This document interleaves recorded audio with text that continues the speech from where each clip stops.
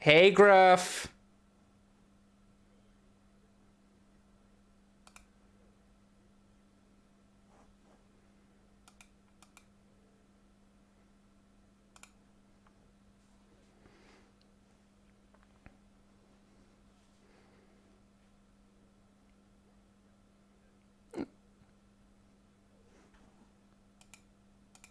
Or don't, actually. I've just realised I shouted music because that's what I shout at that point.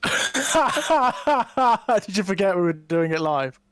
I forgot we were doing it live. Yeah, live. Brilliant. Love it. Everything's Love it. running perfectly well. Don't worry about it. I promise. Excellent. Nothing's dead. Woohoo! Except Andy. Except Yay. Andy, obviously. And technically Andy's undead, so that's all right. No, I'm dead. Don't worry about it. Oh, you're properly dead, yeah? Would you say Andy's undead, or would you just say he's unalive? Oh, it definitely more unalive. Unalive.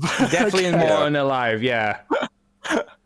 You know, it's in the campaign for equal deaths. Andy falls under the unalive. Vector. There we go. I'm not the underhive, though, which is important. Yeah. No. You no don't one have ever gangs wants of to be people. that, would they? No. Andy doesn't have gangs of people inside him fighting. No. Well, technically, we all have gangs of people inside of us fighting, technically, because of bacteria and, your white blood cells and all that stuff. Does a zombie have all of that? Or is it just like, mites and... Well, it's like all of that, but they're really lazy and they've stopped doing stuff because they've also they just can't died. be arsed, Yeah. basically. Yeah. I watched Train to Busan last night. First time ever. I finally got around to watching it after, 10 years of it being out? And it is an amazing, amazing film. It's all right. Yeah, it's not too bad, actually. I challenge you to watch the sequel and enjoy it. Oh, is it not good? Oh my, that sequel. Oh boy. It's not got anything on the first. The first one's shockingly good. I watched it and was I wasn't blown away by this is like altering the face of zombie movies, but it was executed better well. than it has any right to be, right? 100%. It actually has characters which some movies, especially horror movies, kind of forget to do, and character journeys too. Zombie films are really difficult to do these days as well. After there was that saturation period of zombie fiction in all media, television, cinema, short fiction, it was just saturated by the damn thing. Zombie apocalypse stories were everywhere throughout that particular period. It's become very difficult to do decent zombie stories in the wake of that. I think the two things you always need to have in a good zombie story is the build. The build has to be done right. Yeah. You can't just go, boom, zombies, and you can't have that too long between the zombie attacks and whatnot. And Train to Busan gets the build perfectly.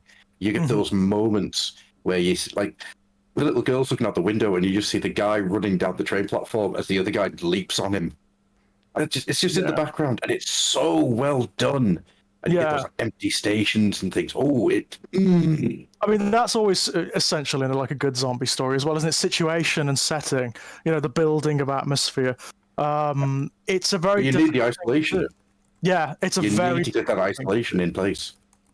And without it, it just becomes, well, you see it's like, was it Land of the Dead? The last of the George Romero ones?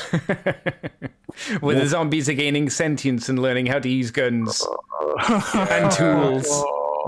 And they get obsessed with fireworks. No. Yeah. Yeah. It doesn't work.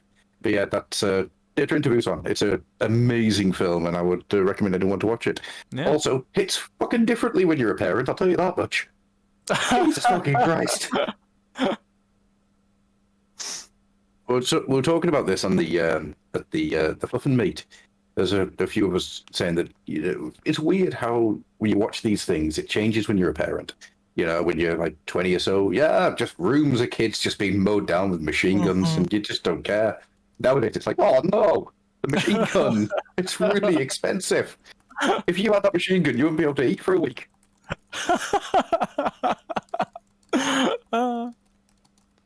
It's fun. Welcome to the Fluffenhammer, by the way. Hello. We are kind of Warhammer podcast. I am Adam, as always. With me over on this side is George. Hello, how are things, guys? No, I the other pointed way. that wrong, didn't I? Yeah, point the well, other You way. pointed the wrong There you way, go. didn't you? And down in that corner is Andy. No, Yes? I'm on the far side.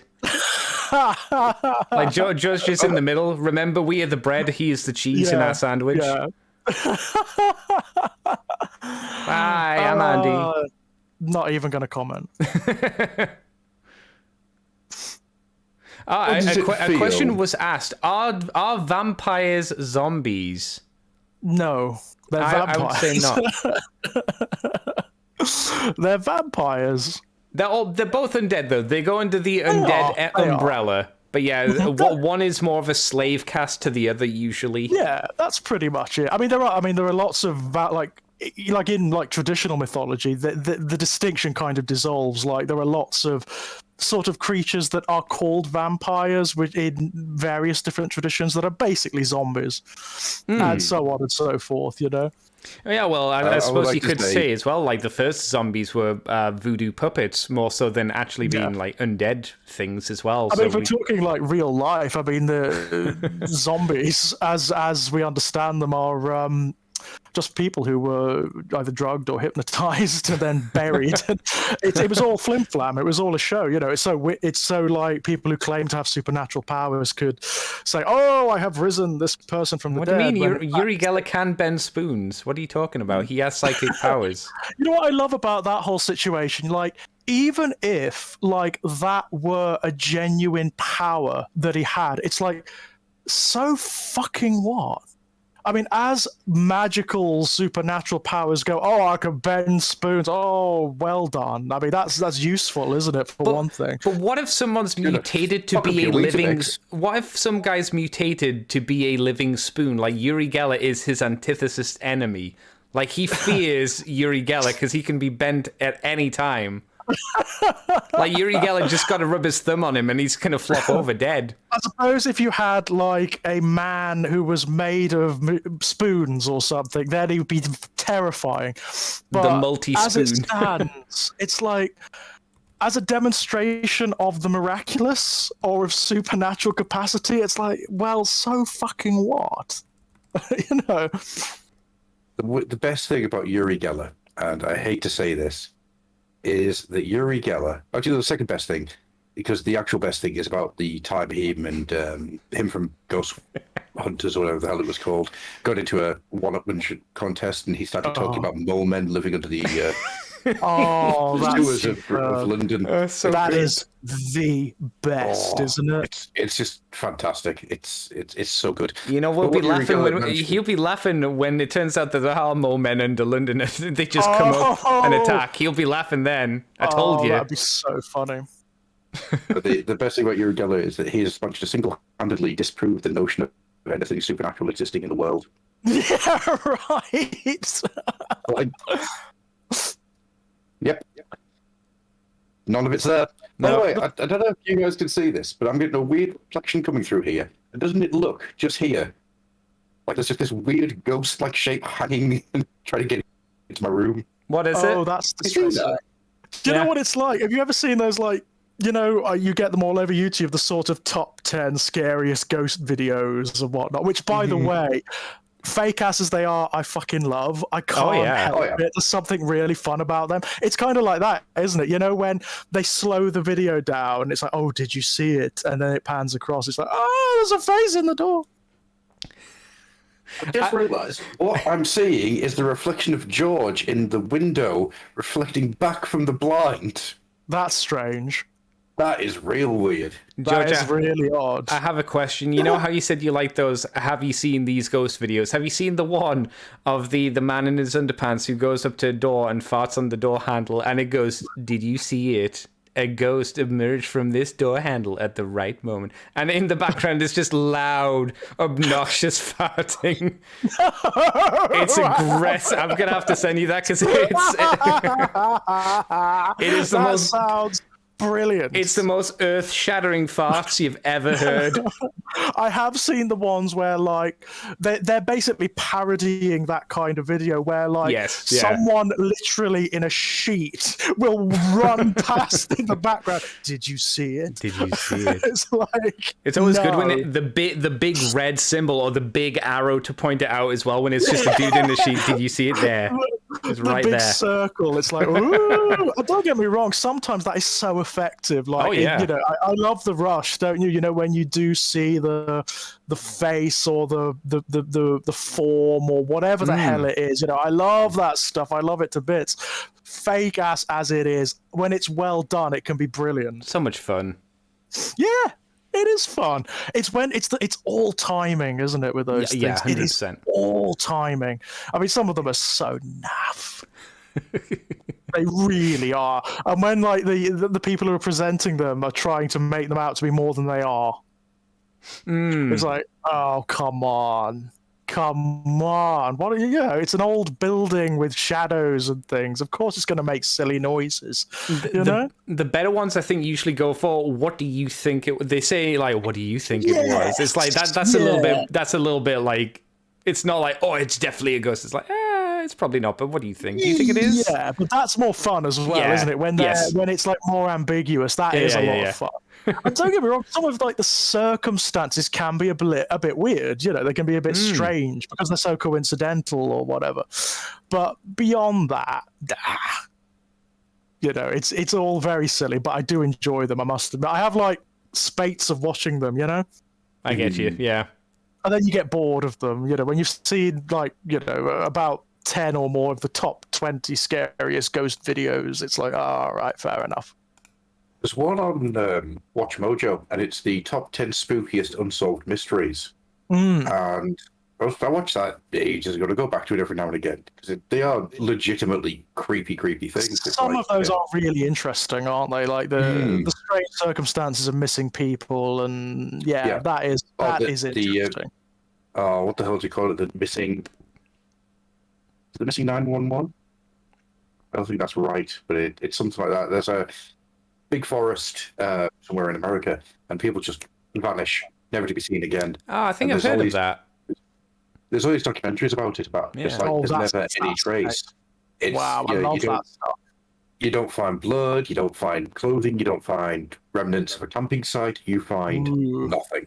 And it's interesting because it doesn't mean like something supernatural happened, but because the forest is so big in America and there's so many things in those forests that can kill you. It's like anything could happen. Yeah, that's exactly it. I think that's the thing that makes those ones more scary, because if you are in the wilderness, it could literally be anything, or it could just be the ritual, like the movie, and you just get sucked away by a Norse god, you know? Yeah, it could be an elder god, right? Yeah. Who knows? Who knows? It could be You an don't know. elder god. You know, it could be the Jersey Devil, even. It could be the Blair Witch. But that's why that's why the idea of like Sasquatch as well keeps going around, because there are so many big forests and woods and jungles that, you know, we're still discovering more and more species across the years.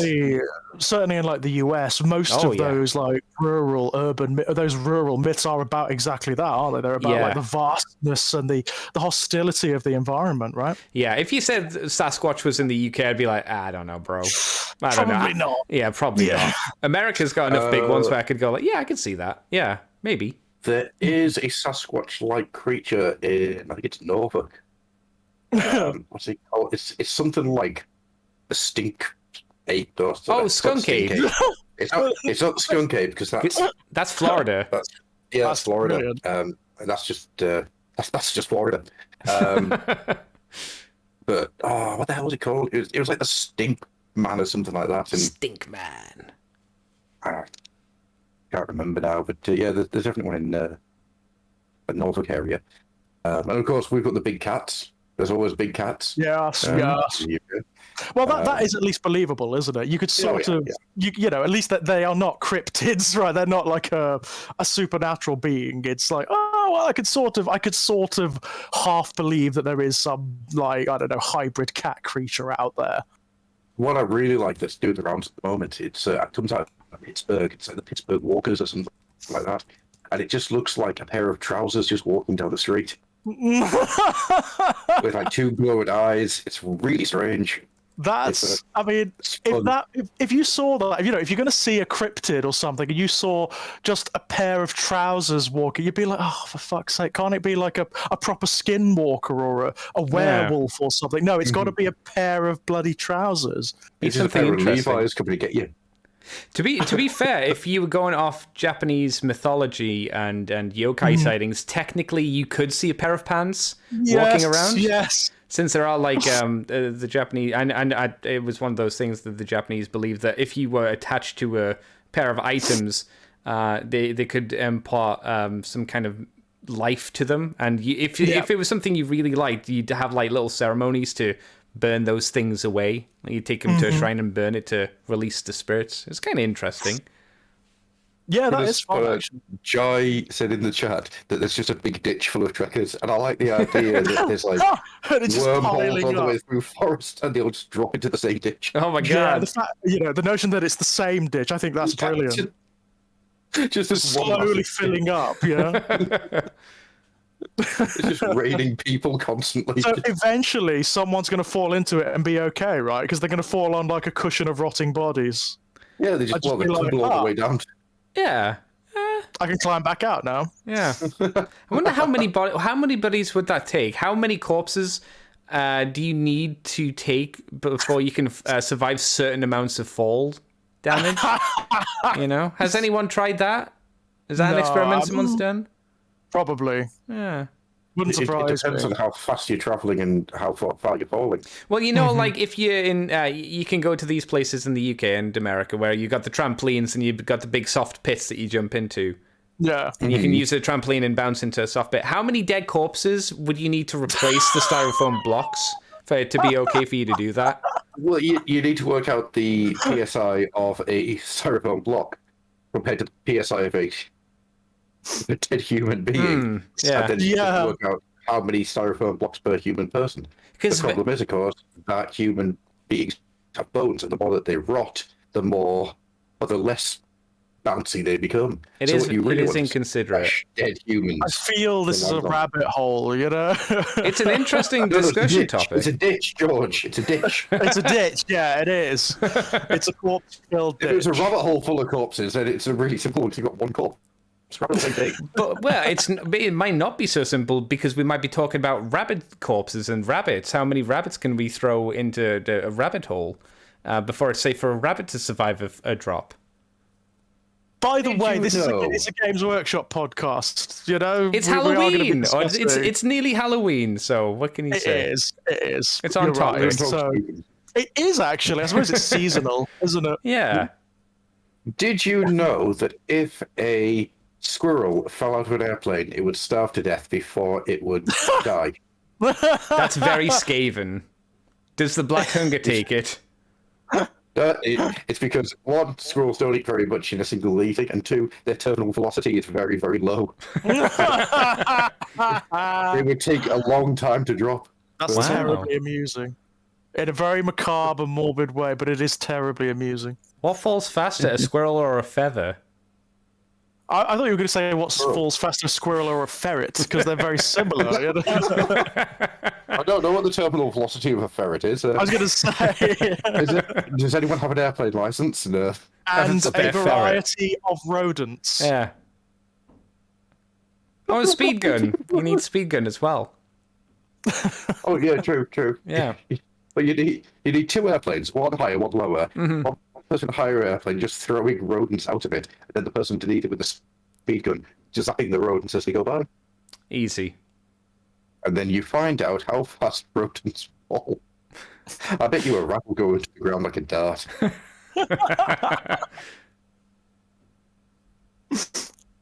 Should we talk about some Warhammer? Shall we? I mean, there are segues there. We could have segued into talking about Shyish and the Undead. We could have segued into talking about Skaven, I suppose.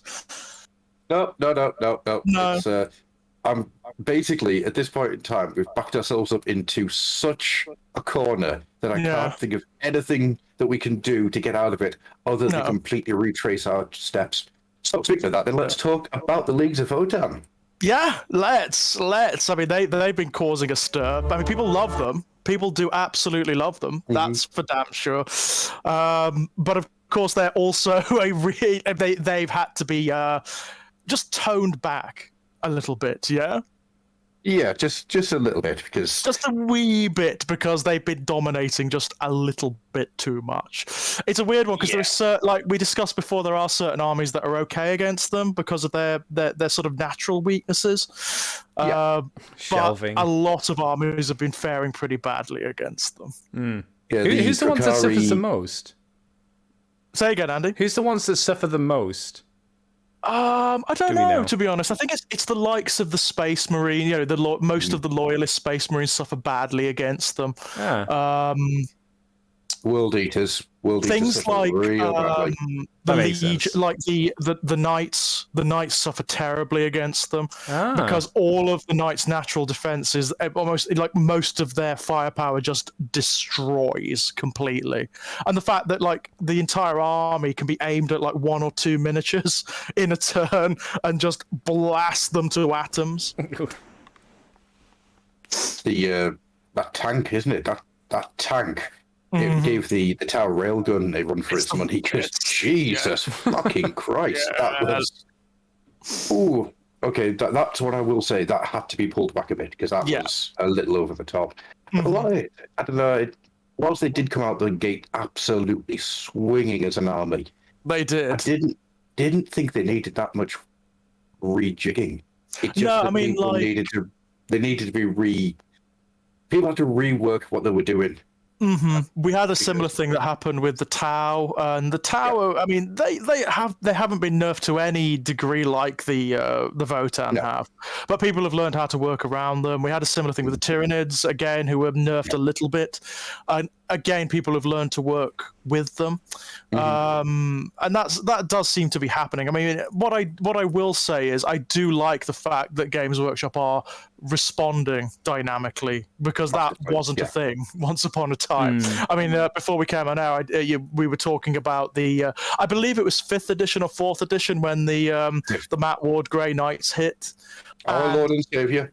It was that codex. I mean, forget the Leagues of Votan in 9th edition. That codex was ridiculous. Utterly ridiculous. The Votan do have inbuilt weaknesses, even out of the gate. They have inbuilt weaknesses, yeah? The Grey Knights back then didn't. They were just absurd. They were just the most absurd things imaginable. And back then, of course, the response was tough. This is the way it is for this entire edition. Not just the Great Knights. If you remember that era, the Matt Ward Ultramarines Codex. Do you remember that? Yes! Oh my God! Sorry. Our Lord and Savior, Matt Ward. I'm going to make that stick one way or another. Where they had everything, right? Yeah. So the Ultramarine Codex had everything that every other army had, but better. Yes. Yeah. And of course, the one army that could really rip apart all the Space Marines was the Tyranids. So Yeah. what happened to them? They got nerfed. They got big absolutely knackered. Like Making ripped. the worst Tyranids book. Yeah, Well, they got gutted, didn't they? They got just comprehensively gutted. The only other time I can think of where that was so profound was when we had the 3.5 Chaos Space Marine Codex, where everyone was playing Iron Warriors and Emperor's Children because they were just amazing.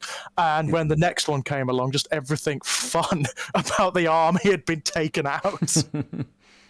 Like they just went too far, you know? Yeah. They could have balanced the basis of that codex quite easily just by tidying up a few things and limiting a few of like the options that you could take. Instead, they just took everything out. Yeah. Like literally everything. The 4.0 Chaos Space Marine Codex still stands as one of the worst products Games Workshop have ever put out. Definitely one of the most hated. I will say that the 4th Ed 40k is the worst era for Games Workshop, full stop. It was pretty bad. That was when I dipped out. That was for sure. Yeah. The shit that those books did, it's just, they're unplayable. I mean, not to moan too much, but like the big problem 4th Ed had was that every codex was a different format. Yes. There was no standardization at all. So you had that weird minimalist period where you had the Dark Angel and Chaos Space Marine codices that came out together, and they were so pared down from anything that had ever gone before that they felt almost like a board game set of rules, you know? Yeah. And then very shortly after that, you got other codices that were completely different. Like completely different, like the Astra Militarium one, for example, the Space Marine Codex from that era, that was completely different. So there was just no.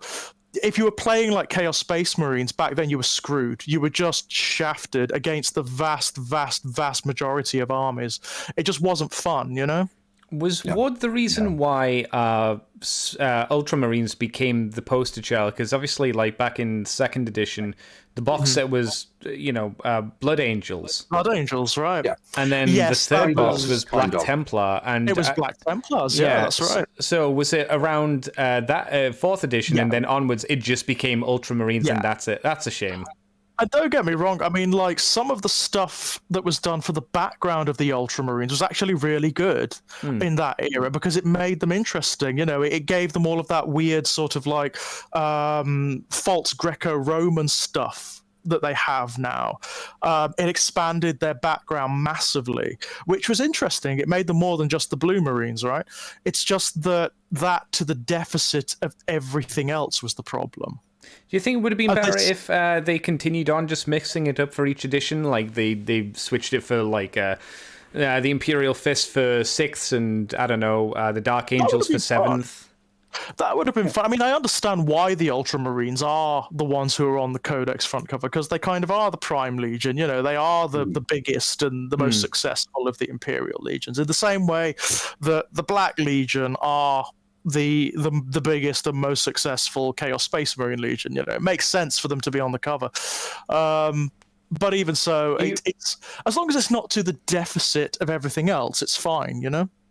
Do you remember what was in the Space Wolves part of the Codex? Didn't they say something like the Space Wolves aspire to be like the Ultramarines? And it's like, no, they don't. No. Yeah. No, they don't. It is like the most tonally incorrect thing I've ever read in a publication. The Space Wolves aspire to be as good as the Thousand Sons in Sorcery. X for doubt. It was a really weird book. It was a weird era, to be honest, wasn't it? It was a very weird period of the game. That was also the point at which they did that weird marketing thing where they were separating armies out from one another, and it didn't work. So you had like, whereas before you could take Chaos Space Marines and Demons together, they split them apart in that era. So you had Chaos Space Marines over here, Demons over here, but no way of bringing them together. No mechanism, no ally system back then. So there was no mechanism for incorporating them together. It was so weird. It was such an odd decision. Big Swinging D on the chat. I'm only telling you this because I can say the name Big Swinging D. It says there's no consistency between 4th and 5th. There was no consistency in 4th or in 5th for that. No, that's true. Because absolutely correct. 5th was weird. Nobody knew. Yeah. 5th was like it was very much like 9th is to 8. You know, it was a very, very minor change, and most of the codices from 4th just carried over to 5th. Do you remember what the biggest problem with 5th was? They started doing Armageddon. So you had this rule set that was still dedicated to small numbers of armies, and then you mean the Apocalypse battles? Yeah. Sorry, did I say I said Armageddon? You said Armageddon. Yeah, that's a planet. I was going to say it's a planet. That is. No, the Apocalypse rule sets, because then you started having these massive things, and it became so unwieldy. Yeah. It was, oh my god, I remember those games. It was so I remember those. It was hard to play. For me personally, there's no joy in the Apocalypse games. No. I'm going to just take the sound clip of you saying there's no joy in the Apocalypse. See, I would say playing the Apocalypse games I've never done it, but from an outside perspective, yeah, it doesn't look fun to play. But I think from a visual aspect, it looks great. it's just not good to play. It looks amazing because you've got like these. I mean, really, you need like 4 players aside to manage everything, and you kind of need a DM as well. You need a game master as well because it's just too big. It's too unwieldy. There's too many rules. There's too much. I mean, can you imagine playing a 1,000 Suns army in that? With all 5 hours later, after he casts all of his spells. Exactly that. It's like, God almighty, it just wouldn't work, right? It just would not work at all. Oh, too much. Don't like it. But the leagues, so they've had a massive cutback. So they're still pretty damn good, but they're still amazing. They are still a really tough army to face, even with all of the nerfs are largely to do with points cost, aren't they? So they made them a bit more prohibitive, Yeah, that's pretty much it. They've knocked a few strengths of weapons down and stuff, and that's fine. Yeah. But I think it's still going to be the same thing of you have to outflank the leagues. You have to. It's either outflank or you've got to get into hand-to-hand as fast as you can. That's literally your only choices. That's pretty much it. Or mortal wound them to death because they have no defense. They've got no psychic defense at all, really. No. I mean, the Necrons are actually quite an interesting one because if you can get your Necrons into cover and just start blasting away, you can whittle them down. Oh, really? Necrons weirdly are one of the armies that does okay against the leagues at the moment because they've got so many infiltrating units, which are really good against the leagues, by the way. The infiltrating, teleportation, anything like that, where you can get close early on. Is very, very good. And anything, of course, that reaches across the board. So if you've got big beam weapons or ordnance weapons, anything like that is pretty good. And of course, the Necrons can put out a fair number of mortal wounds as well with different weapons. So the Necrons are all right against the leagues. They don't do too badly. It's just when you said outflank them, I was like, I can imagine like a Necron warrior outflanking someone just slowly walking to the left or to the right. No, that ain't going to work. You're going to have to use like the doom sights and the teleportation technology and that kind of thing. But lots of stuff like... Or Andy puts roller skates on all of his Necrons and they get twice the move. Yeah. Is that legal? Is that tournament legal? I would let you play that. Oh, that's okay. I would too, yeah. So stuff like Eldari, obviously, because they're so fast, really, really good. They're pretty solid against the leagues. Drukhari, pretty solid. Tyranids? Because they should be able to swing around, right? Yeah, Tyranids are good because they can just swamp the leagues. Another thing about the leagues is they're kind of small armies. So if you've got, your classic swarm.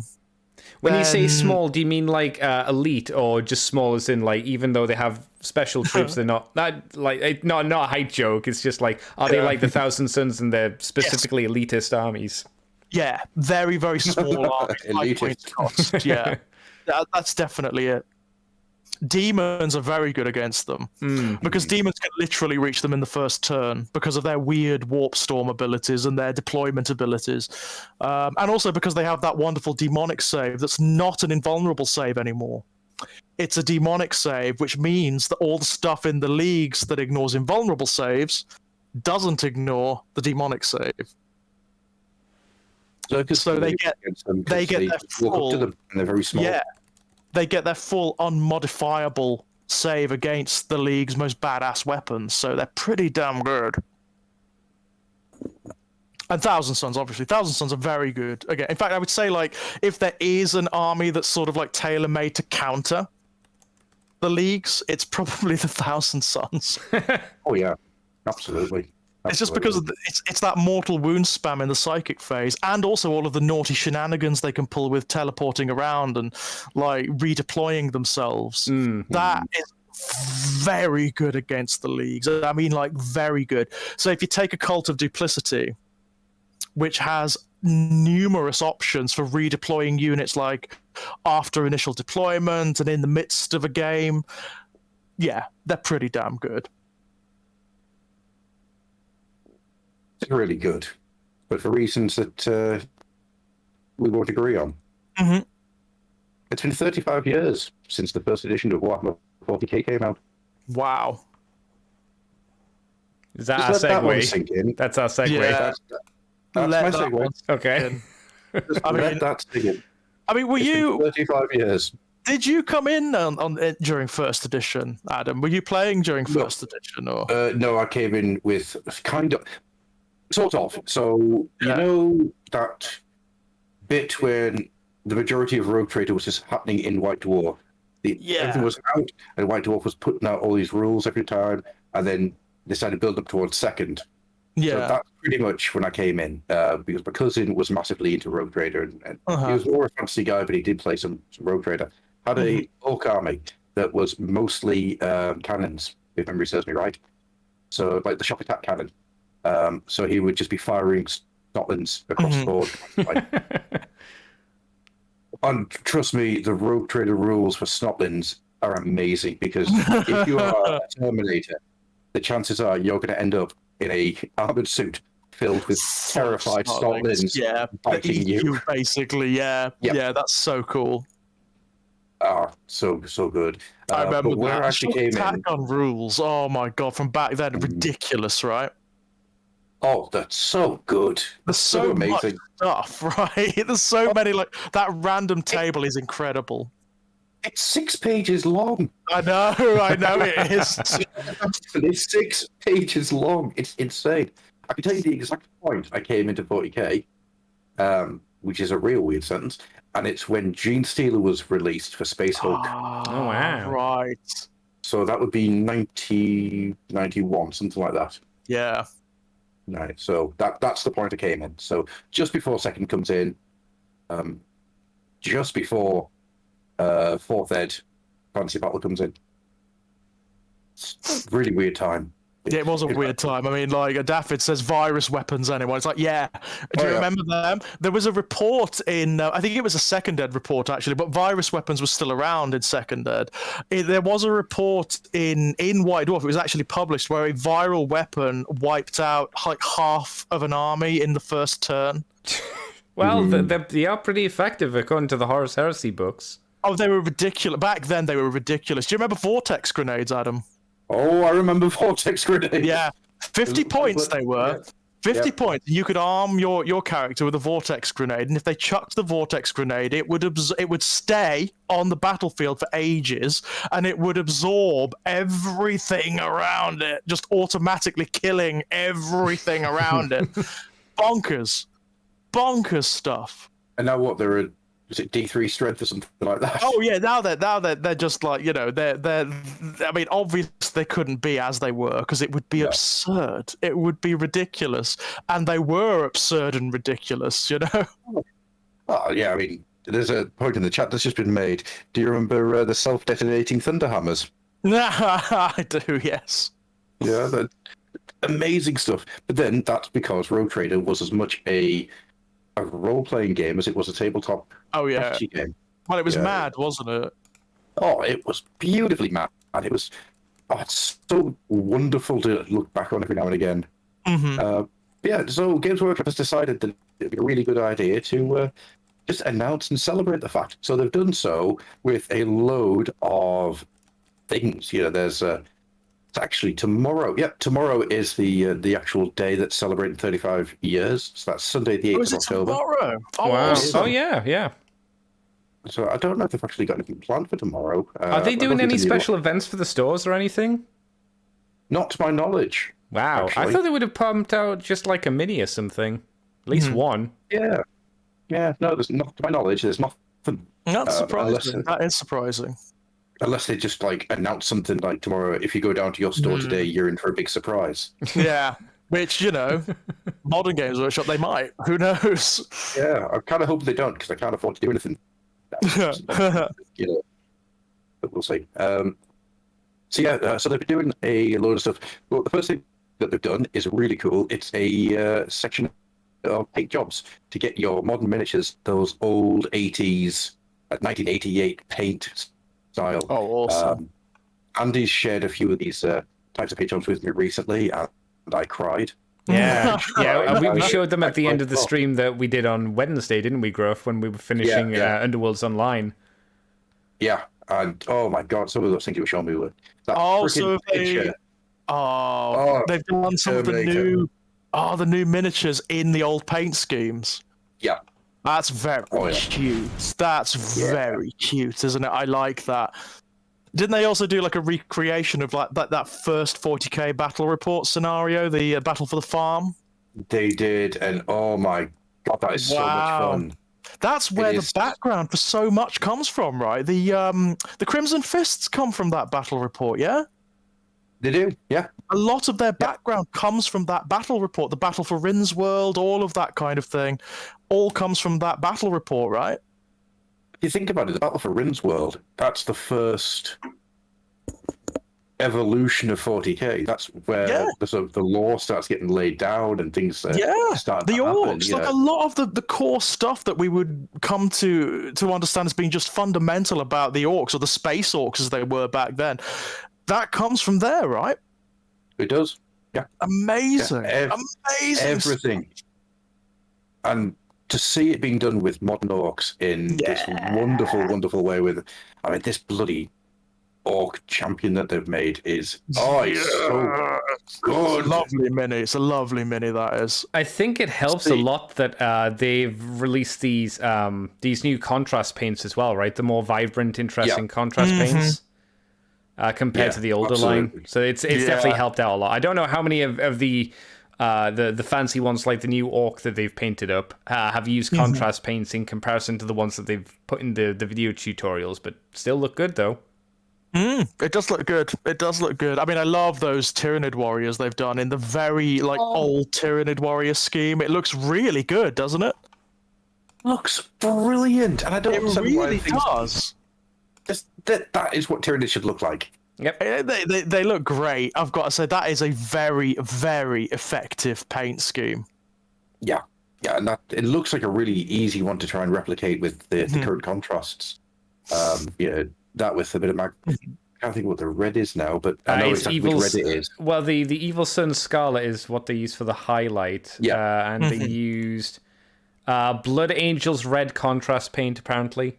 That's the one. That's what I was thinking of. And then a little bit of Magnus flame on there as well, I would guess. But the only thing I would say is, if you're going to do this color scheme, make sure you only do this for the warriors, and then do other colors for the other ones. Of course, yeah. Every single one has to be different colors. The Screaming Killers have to have big purple heads. Of course, yeah. But if you're going to do a Hive Tyrant, it's got to be like an explosion in a paint factory. Actually, right? I like, because you could do Termagants and Hormagants in that kind of color scheme as well. That's right. Yeah, it'd be quite nice, actually, wouldn't it? It'd be nice to see. I mean, it was very interesting looking at. I mean, they did like a very, very truncated rundown of different like the way the forces have evolved over the different editions, and it was just fascinating, like the way the eras in which everything crystallized. I mean, really, the fundamental background for the races in 40k crystallized in Second Ed, right? Yeah, that's when you got the first codices. That's where you got the armies becoming much more than the sort of fantasy archetypes in space, which is what they started as. Yeah, absolutely. I mean, what they did with the Eldar, for example. They took everything that they wrote about the Eldar in 40k in Rogue Trader, sorry, and then just put this massive gap between them and every other space faring race.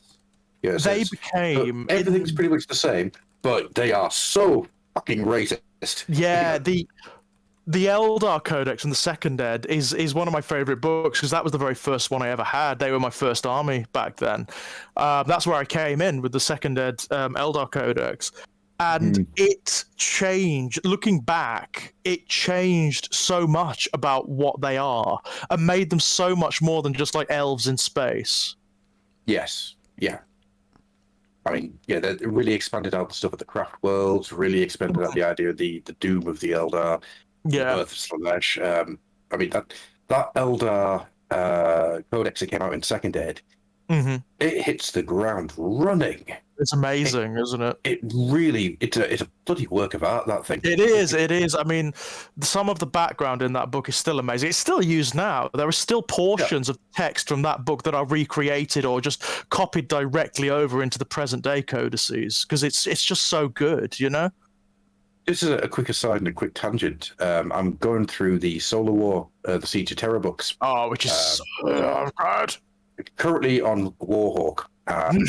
What number is that? 5. Yeah. Okay, because I started Solar Wars this week as well myself, the first book. That's very good. I'm being very careful not to spoil anything, Andy. I've done so in the chat as well. Yeah, I appreciate that. It's going to be months before I'm able to get up to where you are, though. Yeah. Months, if not years. They're quite chunky tomes, aren't they? Yeah, and since I only listen to them in my car journeys and I don't get to go out in the car too much, then... But yeah, the things that really stand out Arkhamlands a massive dick, and I love him. Arkhamland is like the best character they've ever created ever. He's awesome. Absolutely. Yeah, he is such a prick, isn't it? Oh, yeah. Bearing in mind, this is a universe in which Erebus exists and Typhus, Callus Typhon, the Emperor, myriad assholes, abound in this universe. Arkhamland is probably one of the most notably dickish. He is laser focused dick. Yeah, that's the thing. Erebus, big ideas, dick. Yes, big ideas, that's big it. Energy. That's it, isn't it? I mean, with the likes of Erebus, it's because they have ideology. Arkhamland is just an unpleasant person, isn't it? Yeah. There is a sequence, and it's not really a spoiler or anything, Andy, so you're safe. That's fine. Yeah, and it's just literally somebody like a space marine it's a custodian downplaying his importance. Yeah, and he just goes, "Wow, just wow," and he can't speak because he can't believe that somebody doesn't think he's important. Yeah, and it's really weird in the middle of a 40k book just to have somebody going, "Wow." I just love the fact that he reacts that way to everyone. Like, how in the Horus Heresy Siege of Terror novels, whenever a Primarch turns up, or the Emperor, or some of the more impressive Space Marines, there's this reverent awe around them. Arkhamland does not give two shits. He just assumes that he is the most important, impressive person in the room at any given time, and talks to them like nobody else ever would, right? No, he just talks down to fucking Space Marines during the Horus Heresy. It's like, wow, man, you are you're sailing very close to the wind there, aren't you? Yeah. But of course, once again, no spoilers, the Rock Creek section is Saturnine. That's great. Yeah. That is going to be in my head for a long fucking time because that's fucking horrific. It's really good, isn't it? I mean, oh yeah. But the point I was going to get to here is it's really fun seeing all this stuff expanded out that was a throwaway line in I'm halfway through Warhawk now, right? So if I say I've just passed the orbital platform moment,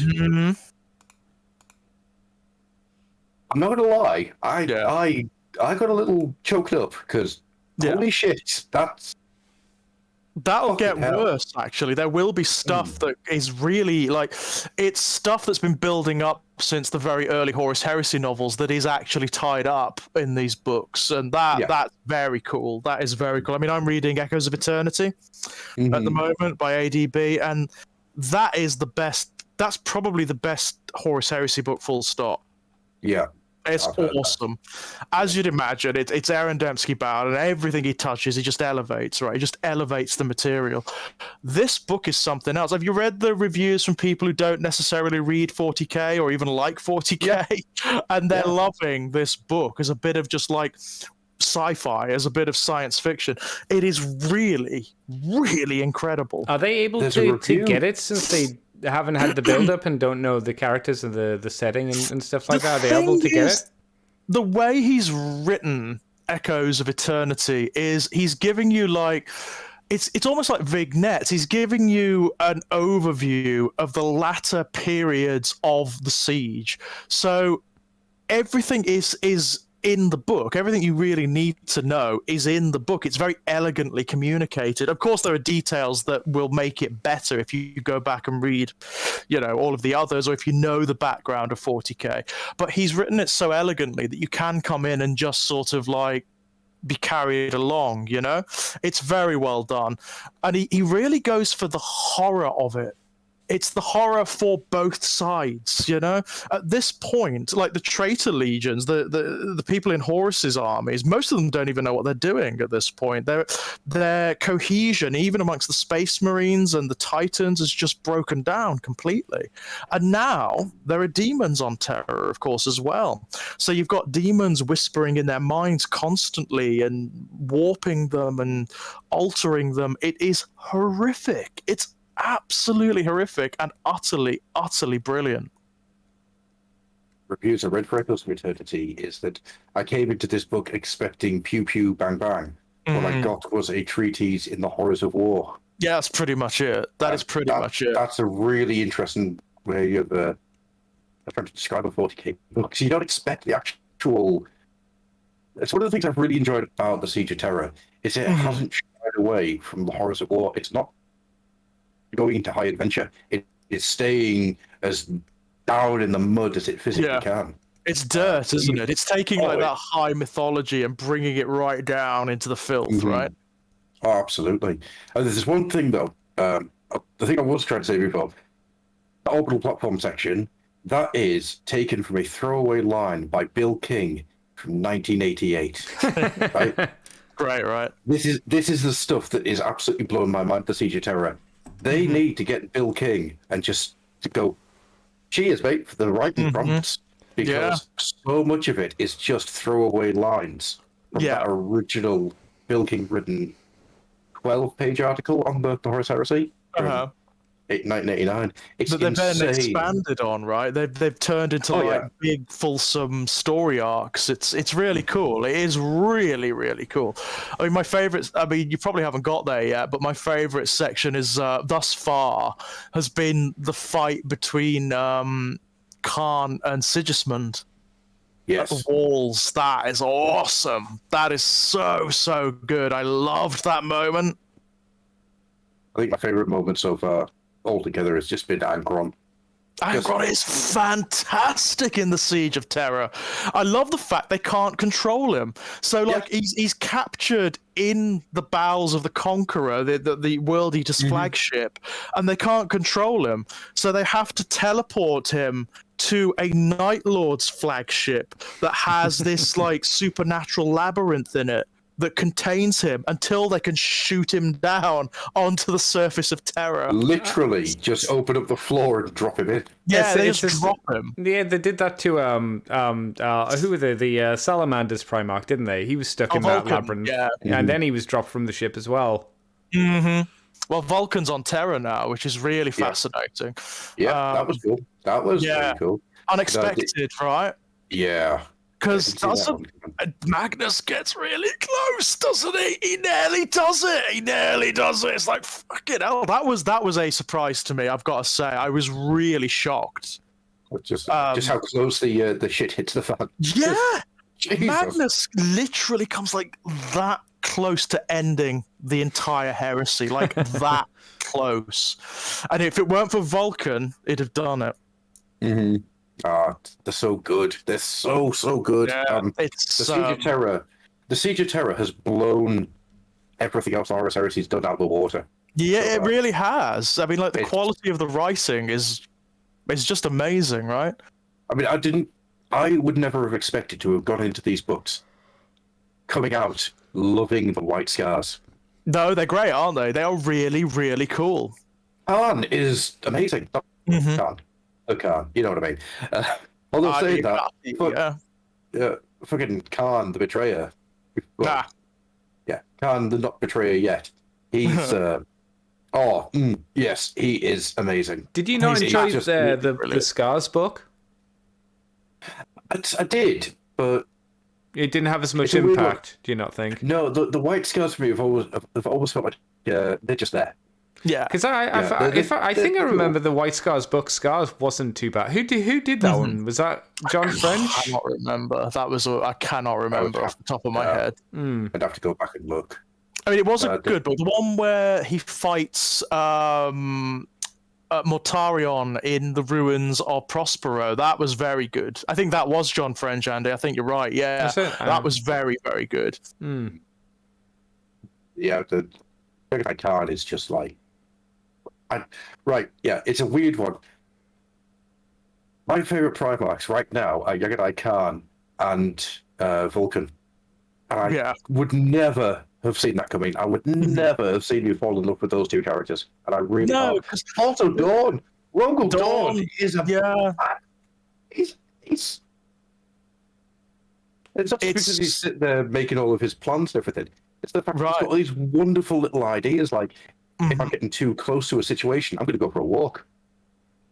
Yeah, it's really cool. It is really cool. I mean, what ADB emphasizes about him in the Echoes of Eternity is that he is operating now at the tail end of the siege, where it is failing. I mean, everyone. It is at this point, everyone. It is just a case of holding up the traitors as long as possible, because they're gonna get in. They're gonna destroy everything. That's just the way it is. He's already made that calculation, So it is just holding them up as long as possible. So what he's doing is looking at who can I expend?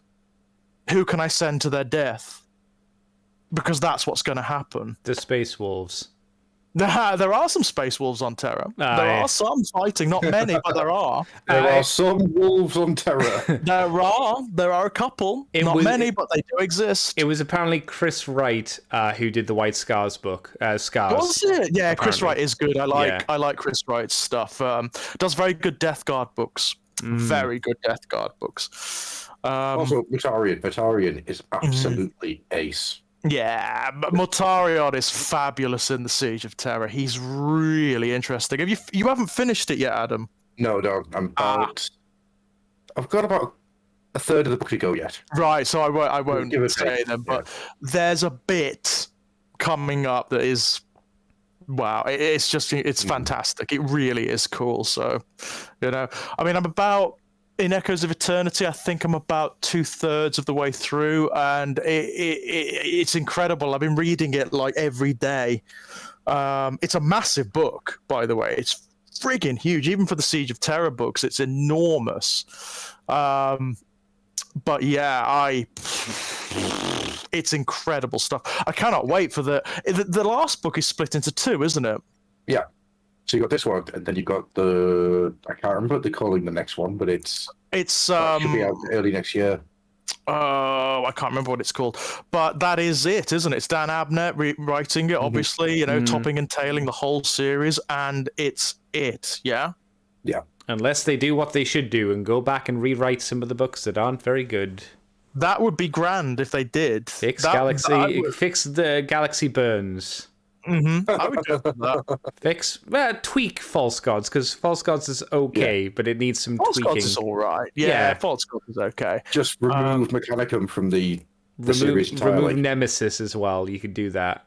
Battle for the Abyss not need to exist. Yeah, no, yeah. That might be the worst one. That is the worst. By a country mile. That's not just a bad 40k novel. That's a bad book. Yeah. On a technical level, that is a bad book. It's bad. No. Actually, I'm going to fight you on this one. Mechanicum's worse because Mechanicum. Right. I don't know. Battle for the Abyss is a bad. Battle for the Abyss is a bad book. Yeah, Mechanicum isn't a book. Are you just saying that because Mechanicus is really boring? It is boring. Mechanicum is quite boring.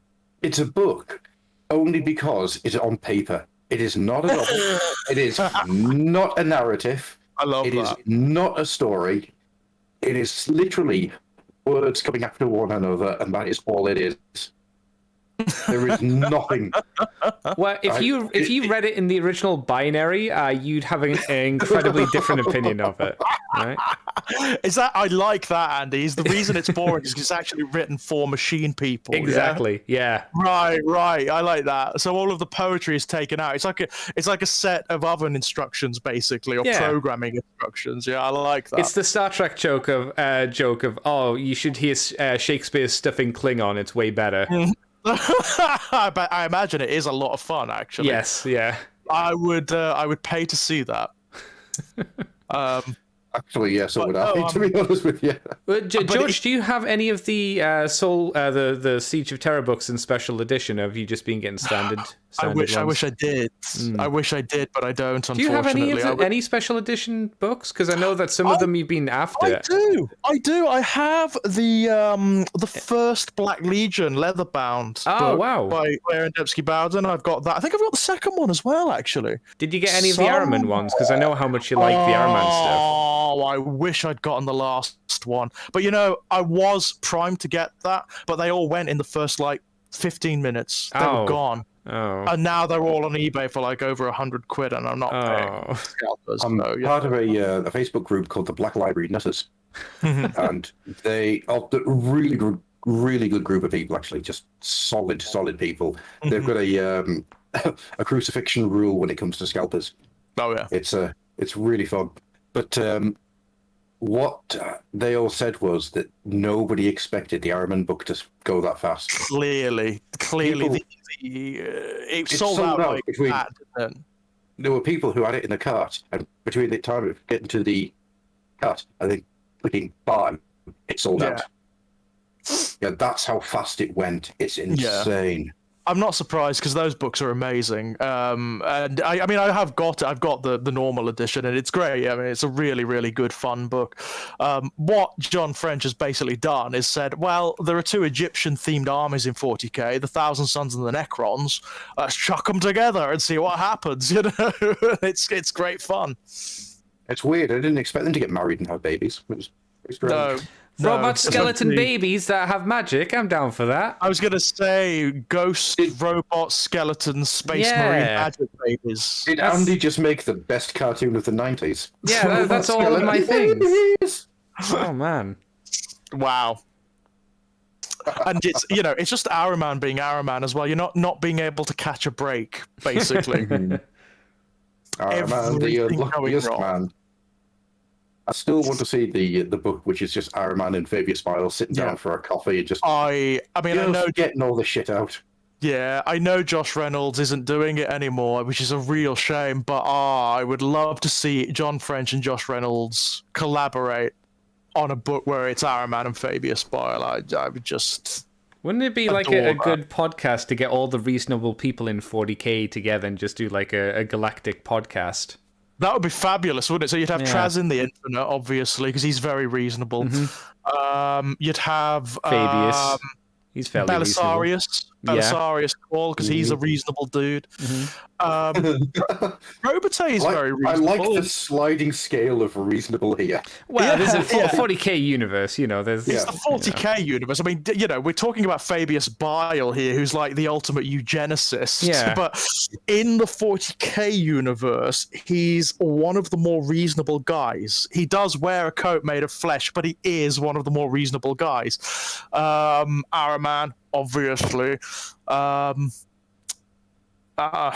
aren't that many, are there? That's the problem. No. There are not that many. Gary, the sensible hive tyrant. Bizarrely, some of the Drukhari, some of the homunculi are actually really willing to work with alien races. Eldrad Farseer. Eldrad is reasonable, yeah.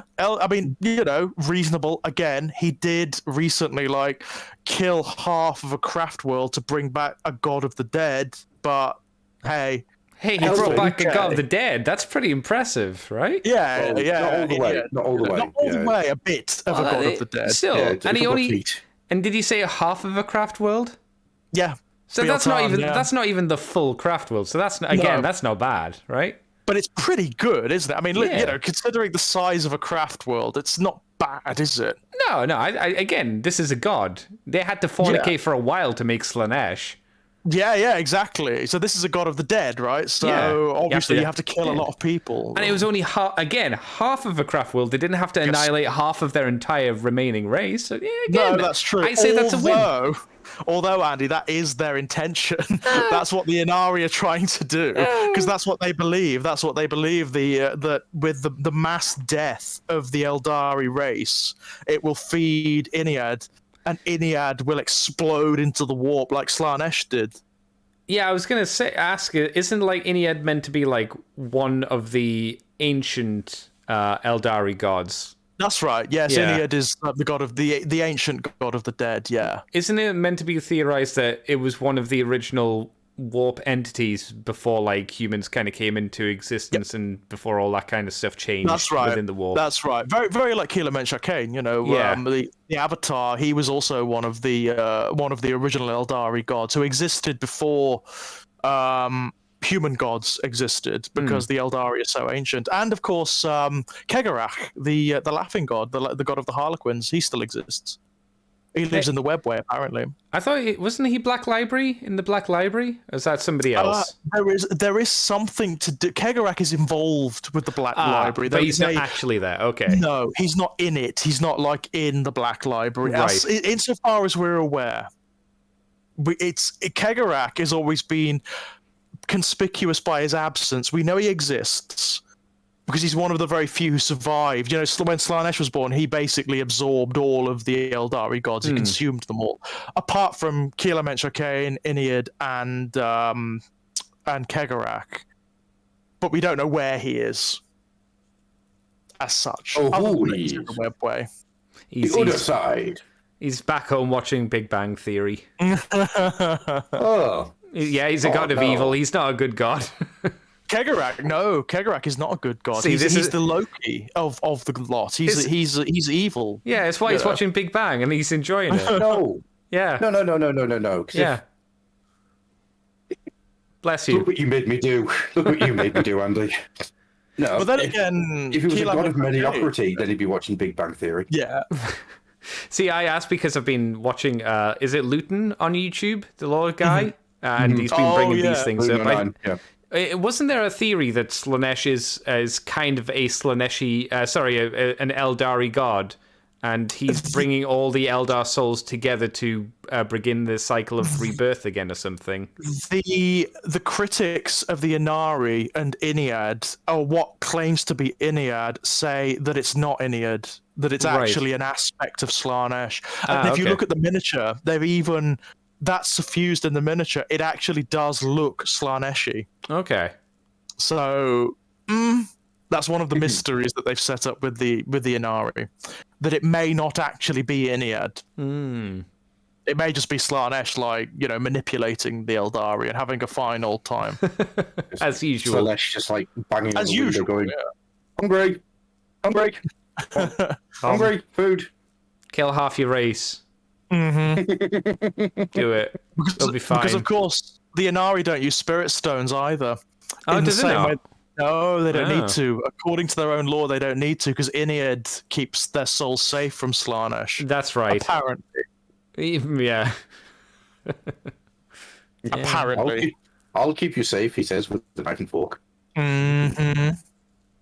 Remember, all this could have been avoided for the most part if the old ones had just helped out the Necron tier a little bit. Yeah, that's true. Not being assholes. We're not going to give you immortality. We'll make a new race and give them immortality, though. The old ones are complete bastards in the 40k universe. They really are. You're actually going to say this would all be better if the Eldar just realised need to stop fucking. Just for a little while, just need to stop. Yeah, but when you're a young teenager race, and your hormones are going, you're not going to listen to your mum and your dad, are you? True. I still say the Necrons are the goodest boys in the galaxy for the most part, because my description is, okay, guys, you go to bed tonight, right? Imagine you come downstairs and I'm in your living room and I've kicked over everything, I've peed on everything, there's urine everywhere, everything's on fire. And you say to get the hell out of your house, right? And I'm like, whoa, that's really evil, man. What the hell are you doing? Why are you kicking me out of your place? That's the Necrons. It's kind of true. Yeah. It is kind of true that, the most of the tomb worlds have been settled by humans, right? So, you wake up after, several millennia and you've got, these vermin crawling all over the place. It's not just that, the vermin have ripped a tear in the entire universe. Yes, right? Oh, that you've spent, your race has spent, millennia and generations trying to hold together, yeah? Yeah. It's not on, it really isn't. Poor Necrons. Those are the Necrons of Angelus that I feel sorry for. So they wake up, it's oh, sentient fungus. And they keep building giant robots. Yeah. Why do they keep building giant parts Bob? They have used part of Bob's flesh to make that robot. That's I would like to see the Necron. I always want to see Gorkamorka get returned.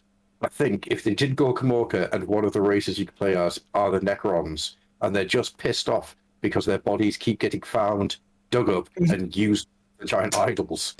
And they're just very, very upset about the fact. Yeah, I like the idea that they incorporated into like bits of machines or something, like orcish machines. you could do a really cool like new miniature range for the Necrons where they're like these junk machines because they're kind of built, like Gruff said, built into the orc machinery. So all of these just like signpost Necrons and barrel Necrons and just I love that Necrons who idea, are like- wheels. As a Necron army, actually, it's a really cool idea. So maybe Necrons that like haven't phased out properly, or they've got lost on like a world, and they've used bits of different materials to repair themselves. I've got like 4 Necron warriors, and these are the older Necron warriors with the old kits, and I was like, how do I make them different?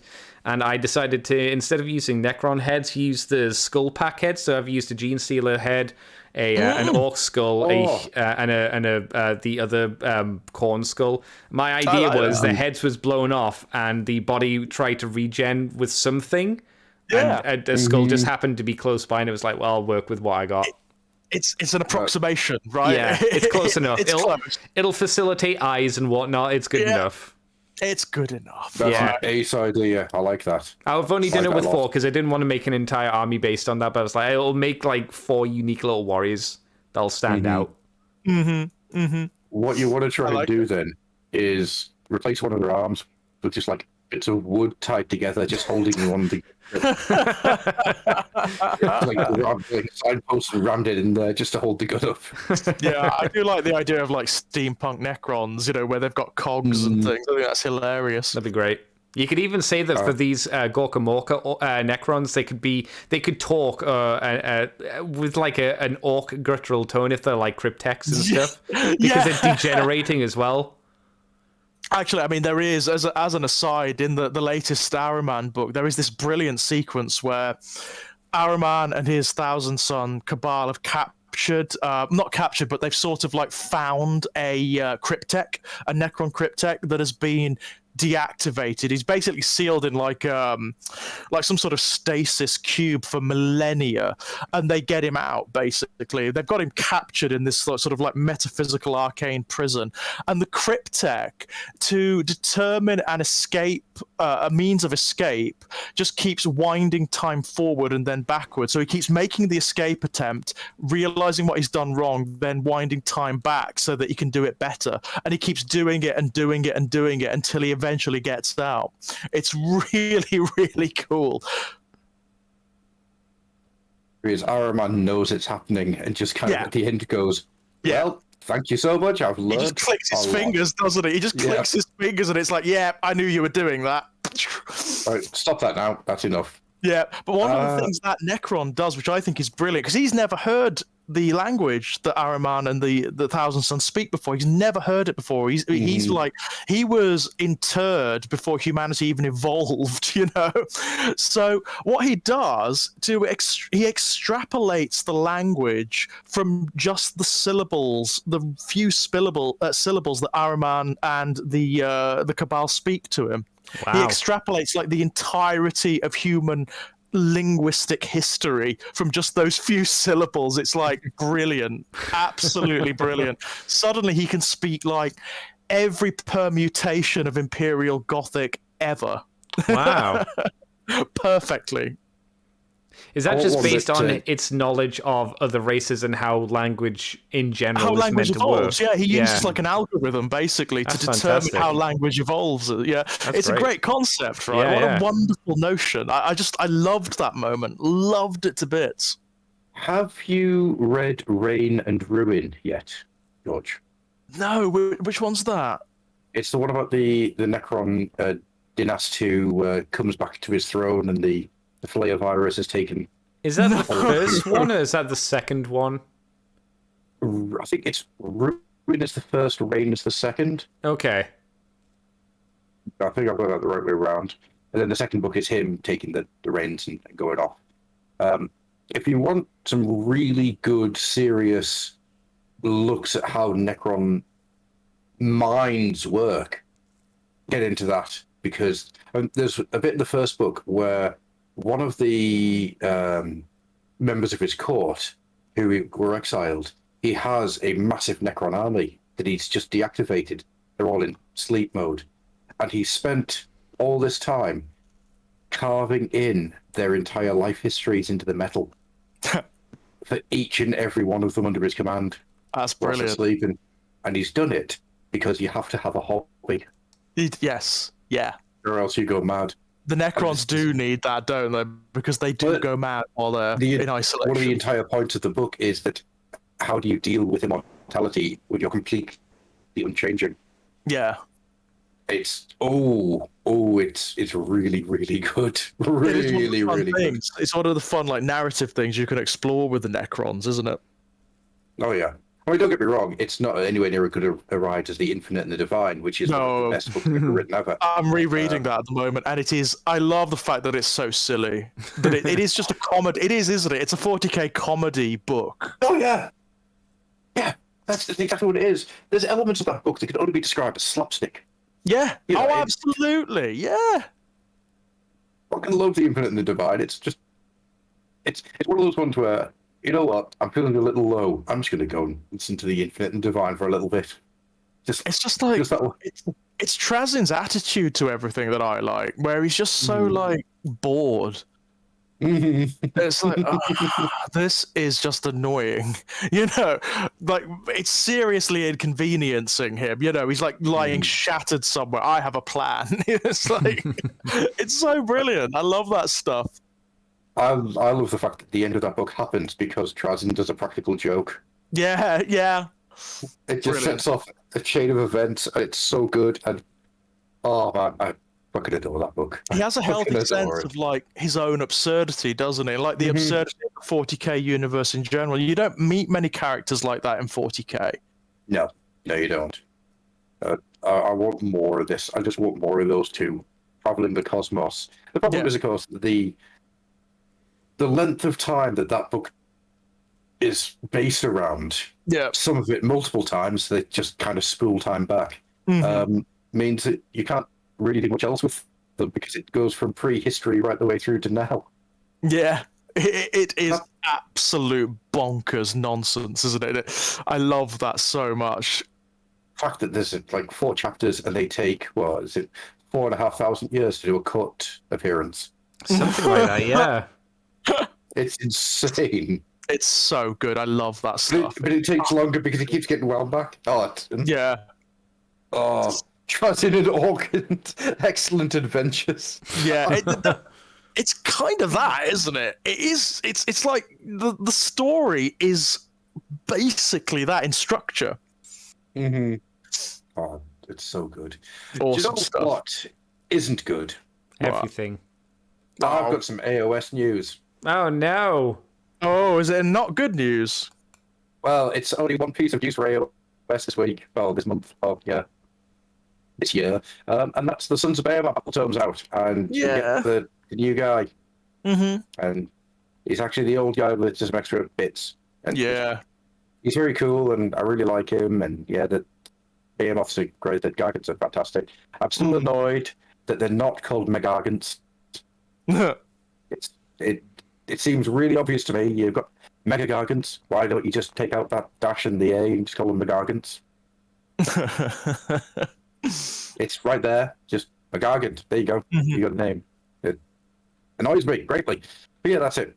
So that's all the AOS news. I don't know. There's a few things. I mean, we've had the these guys turn up. The Disciples of Zeech have got their. How many books is this for the Disciples of Zeech? 2? 4? That would be the third. It's the third, is it, this one? Yeah. It's, I mean, like all of the Chaos books for third ed, it's really good.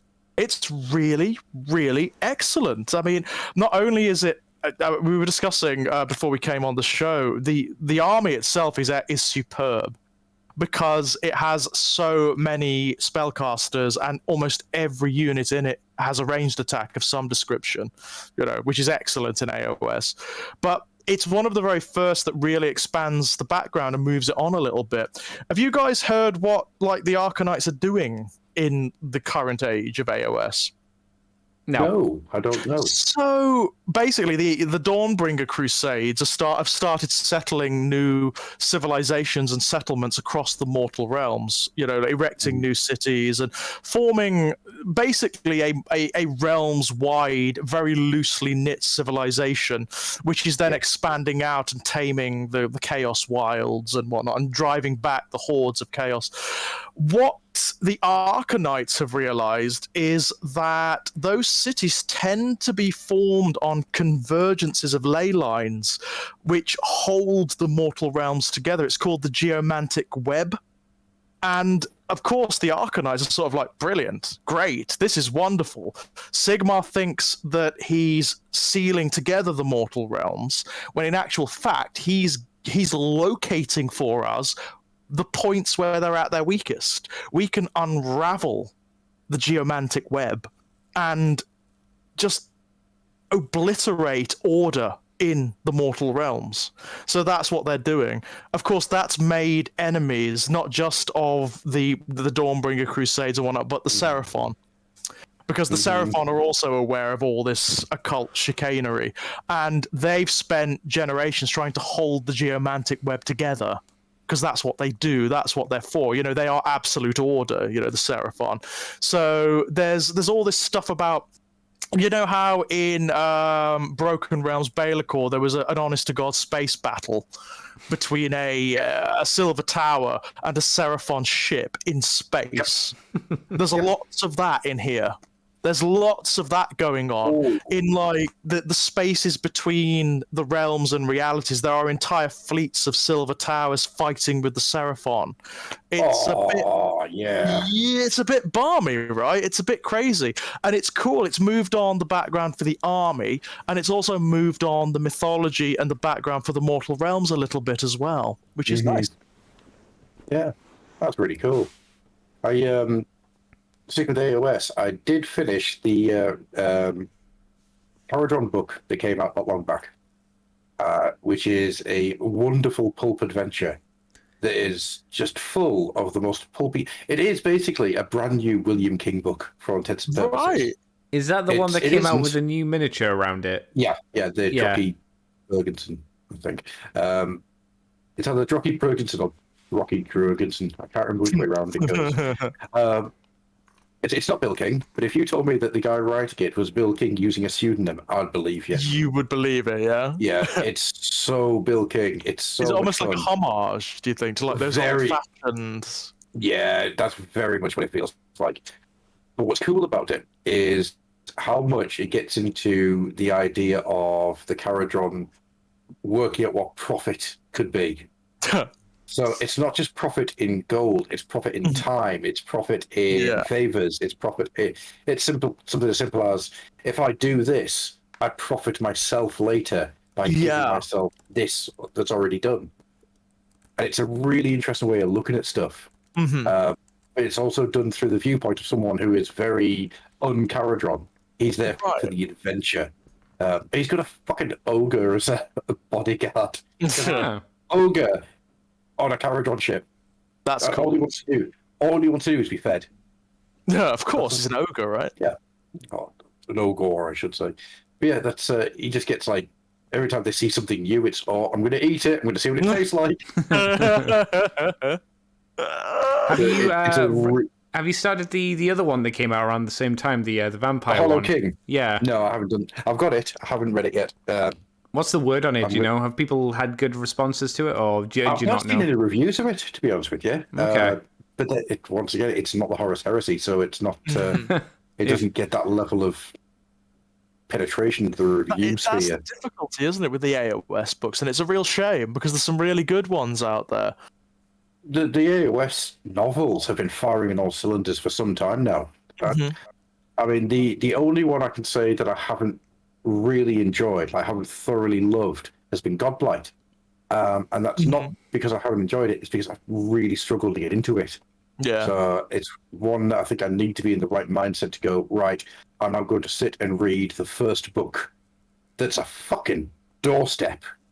And it is only the first book of a trilogy. And I know, because I mentally know that it's going to be that big, and it's a brand new thing to get into, my brain just kind of goes, oh, God. No So time for that. It might be one to wait until I've finished the Siege of Terror. Once that's done, go back to Godblight and then try that. Yeah. What's Godblight based around then? What's the premise of Godblight? I've not got that far into it. So you don't even know what it's about? No, it's every time I look at it, my blood runs cold. It just goes, yeah. Have you seen how big this book is? I know it's a big one, that one. Yeah, it's up there with the Echoes of Eternity. Yeah, it is big. It's a big fucking book. Yeah. Yeah. They do like their huge, hefty tomes at the moment, don't they? Oh, absolutely. That seems to be where Black Library's heading at the moment. Hang on, let me go back, and I'll tell you actually what I have gone through recently, because there has been some really good ones.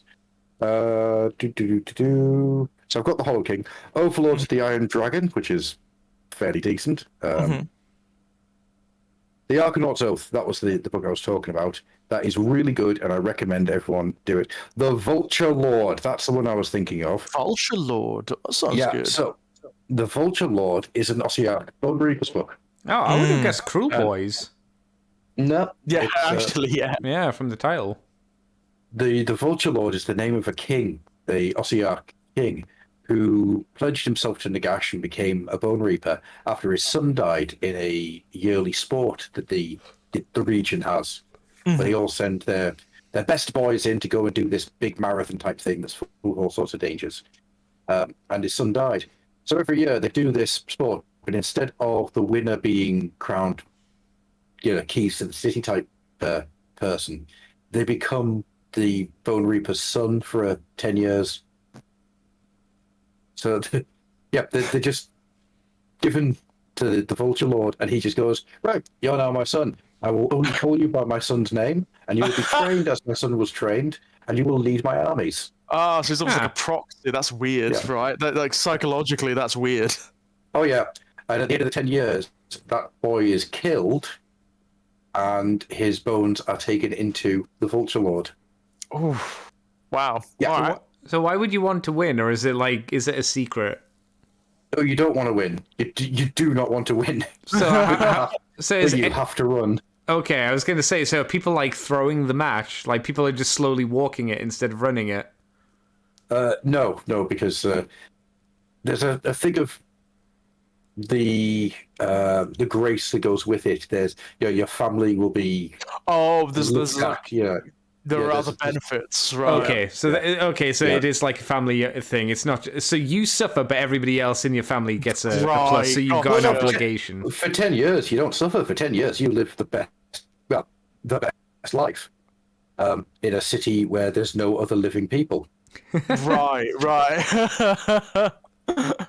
Yeah, it doesn't do your mental health any good, I'll tell you that much. I can imagine it probably. That book goes places, really interesting places. Yeah, it sounds really cool, actually. I really like the sound of that. It is Covens of Blood, which is a selection of short stories based around the Witch Elves, or the Daughters of Cain, sorry. Oh, yeah, one of the more sort of neglected armies in... yeah. It would have been a better series of stories if they'd been connected. But because it's very much, you kind of feel that you're retreading the same ground each time. Yeah. It's a bit of a shame. Soul Slayer, which is fucking brilliant, because it's just Gotrek up against the Ideneth, who are just going, fucking hell, his soul? That's going to just keep us all going. And he's just like, no, I just... It's a weird one, because it's Gotrek having a crisis of faith on his path. Oh, which is unusual, right? Very. And it kind of like turns him a little bit into, no, we should build. We shouldn't just indiscriminately slaughter everything. We need to take this stuff back. We need to build. We need to have a civilization here. Is that Gotrek that's saying that, or is that the Urgold in him that's saying that? No, that's Gotrek, because he's sick of the Border Realms, basically. Yeah. It's just like this fucking place. Because I remember in what was it, the first of his Slayer books, he got the Urgold planted in him or whatnot, and I was wondering if that was influencing him, like affecting his mind or something. Yeah, making him out of character ish. Yeah, but only when he's in battle. Yeah, okay. You don't think it's having like a radiation effect, like he's holding radiation and it's slowly affecting him and changing his opinion on things? It could be, actually. It could be. I think he's just tired. I think he's just really, really tired. It's just this fucking world and this bloody life and oh god. But I think they're leading up to something here because there's a couple of game-changing moments in that, which is really cool. So I think the next one will be a really interesting one. Do you think he's going to have to fight like an undead Snorri at some point? God, I hope not. You leave Snorri alone. That's all I say there. Bring him back as a zombie corpse to fight him. No. The ultimate fight. Him and Snorri. No, you leave Snorri. Snorri has got his peace. Snorri can just have the rest of eternity to just be there, be dead, and enjoy his afterlife. He doesn't deserve anything else happen to him. Snorri has paid his... Just leave fucking Snorri alone, all right? Just leave him alone. He's had enough. Though Snorri knows by now. They may have deserved it, but you know. you know. But yeah, that's he's literally West again, I'm afraid. What a shock. Yeah. I mean, 40k is dominating as per usual, right? Is it going to be really hard for like the Fluffenhammer fans to do the when we give the fluffies out? Is it going to be really hard for people to choose the AOS kind of thing? Because it's been like nothing this year, really. It feels like be a bit tricky. Yeah, there's stuff, but it's very few and far between, and it is going to be tricky. It is definitely. Right. Well, I'm going back through the last year of Age of Sigmar news, right?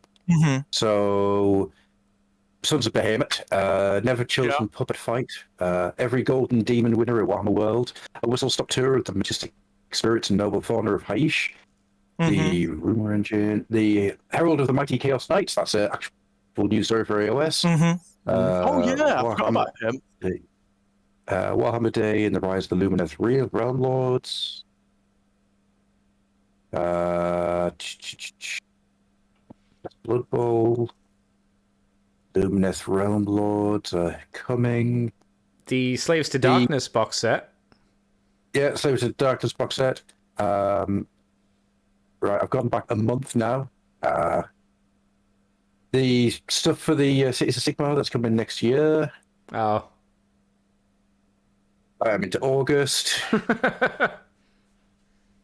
Oh. Yeah. It's not going to be easy, like, is it? No. And there hasn't been anything like... There's been very little that's been as out-and-out wow as what's been happening in 40k that's hit really, really hard, right? I think it'll literally just be like the best thing will probably be, if it does come out before Christmas or before we do the fluffies, it'll be the Slaves to Darkness release. Yeah, I think that's probably it. Because there is some really lovely stuff coming out for that. It looks fantastic, but yeah. I'm into July, and it's a prime guide to tunnel fighting, and the next Murghast novel is revealed. It's sort of like, isn't it? A little bit. Yeah. I mean, it's really annoying because the Warcry stuff that's come out has so much backstory, and it's got so much cool stuff in it. Like the meat trees. The meat trees are really unsettling. You don't want to be messing with meat trees. Episode title. July, Woods with a Study Sylvan family. Then, honestly, this is insane. I haven't actually done this before. Right, 27th of June, Magical Might comes to the fore in the latest Warhammer Age of Sigmar Battle Box, which was the Lumineth versus Chaos. Oh, yeah.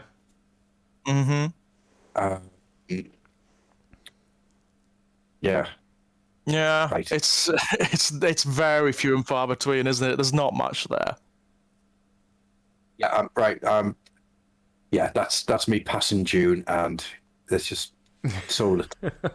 It's really bad. It is. It's. I mean, they are building up the Slaves to Darkness release as something quite significant, and that new box set with like the artwork and everything on the box looks absolutely stunning, doesn't it? It really is stunning. Oh yeah, looking. Absolutely. It's only one army, and it's only it's a very small part of the wider universe that they could be doing stuff with, the multiverse of the Mortal Realms, of course. I mean, I won't be sad if it like appears under my Christmas tree this year, you know? No, not at all. I mean, No? I will. If I can afford it, I'll definitely be getting that box set because it looks fabulous, right? Oh yeah, definitely. I've been doing a thing because there hasn't been a huge amount of stuff coming out that I want, and I can't really afford to drop on stuff like the Votan box set. So, have you not got that, Adam? I haven't. I can't afford it. It was too expensive for me to drop money down on. Yeah. So I'm going to wait for them to come out properly, and I'll get them piecemeal. Bit by bit. What I've been doing is I've been going in and just getting, every time I go past Games Workshop, like once a month or so, I'll go in and I'll just get myself some vouchers, right? I've got about 60 quid of vouchers in here now. And what it means, so when stuff does come out, I can just go in and go, wapa, and just get the things I want. And it also means So you've got a It's like you're doing a down payment to pre-order. Kind of, you're putting money into the system, so as soon as it comes out, you're not technically spending money. You can just, like you say, slap your vouchers down and you've got it. Yes. You're buying in advance. I've dropped it, but it meant I got the League of Otan coin as well. Hey. Oh, that's cool. That's very That makes me cool. happy. Although at the time I had a massively infected eye, and I walked out without it. I sent them a message and just go, I left my coin. Can I have my coin, please? Yeah. Nurgle was affecting my judgment that day. Oh, good 3-year-old, you know. Of course. The amount of infections that run through this house are incredible. Staying with the AOS stuff, though, there is the Majestic Spirits and Noble Fauna of Haish, which is a really fun little article. That was fun. That was a nice little article. And, the Lumineth, they are a very beautiful army. I will be getting the book, definitely, just to see what they do with them and how they move them forward in the 3.0. Yeah. I want the owls. Yeah. I really like the owls. I want the owls. I want to have an army of owls. The thing I've always liked in the Lumineth is like the weird world spirits. I love that stuff, like the character that looks like a kitsune, and all of that. I love that stuff. I think it's really, really beautiful. It is. It really is. They are gorgeous, aren't they, actually? Oh, yeah. Yeah, they're absolutely gorgeous. But it's a weird one. They're one I like to look at, but they're never one I want to paint. Yeah, they're very. It's that Eldari thing, isn't it? Where everything is hyper intricate, and you need some skill. You need like real skill to paint this stuff, right? Although I do want to get the giant mountain bull thing and turn him into a vermin lord. Yeah. Why don't you make him into like an avatar of Hashut? Because right now I have enough Chaos Dwarfs. I don't know. I believe you. I don't think you even believe what you said there. Not really. Yeah, that was an odd statement. That was. Yeah. Rephrase. Gone I have enough off Chaos Dwarfs to paint. No, I have enough Chaos Dwarfs to paint. Okay. All right. For those of you who aren't aware, there is a challenge currently happening, which is to to create a army that you could run in a 4th/5th ed Warhammer Fantasy Battle game. Doesn't have to be actual Games Workshop miniatures. I'm not saying that people have to go out and spend the atrocious amounts of money on getting an army together. So I went for Chaos Dwarfs. Of course you did.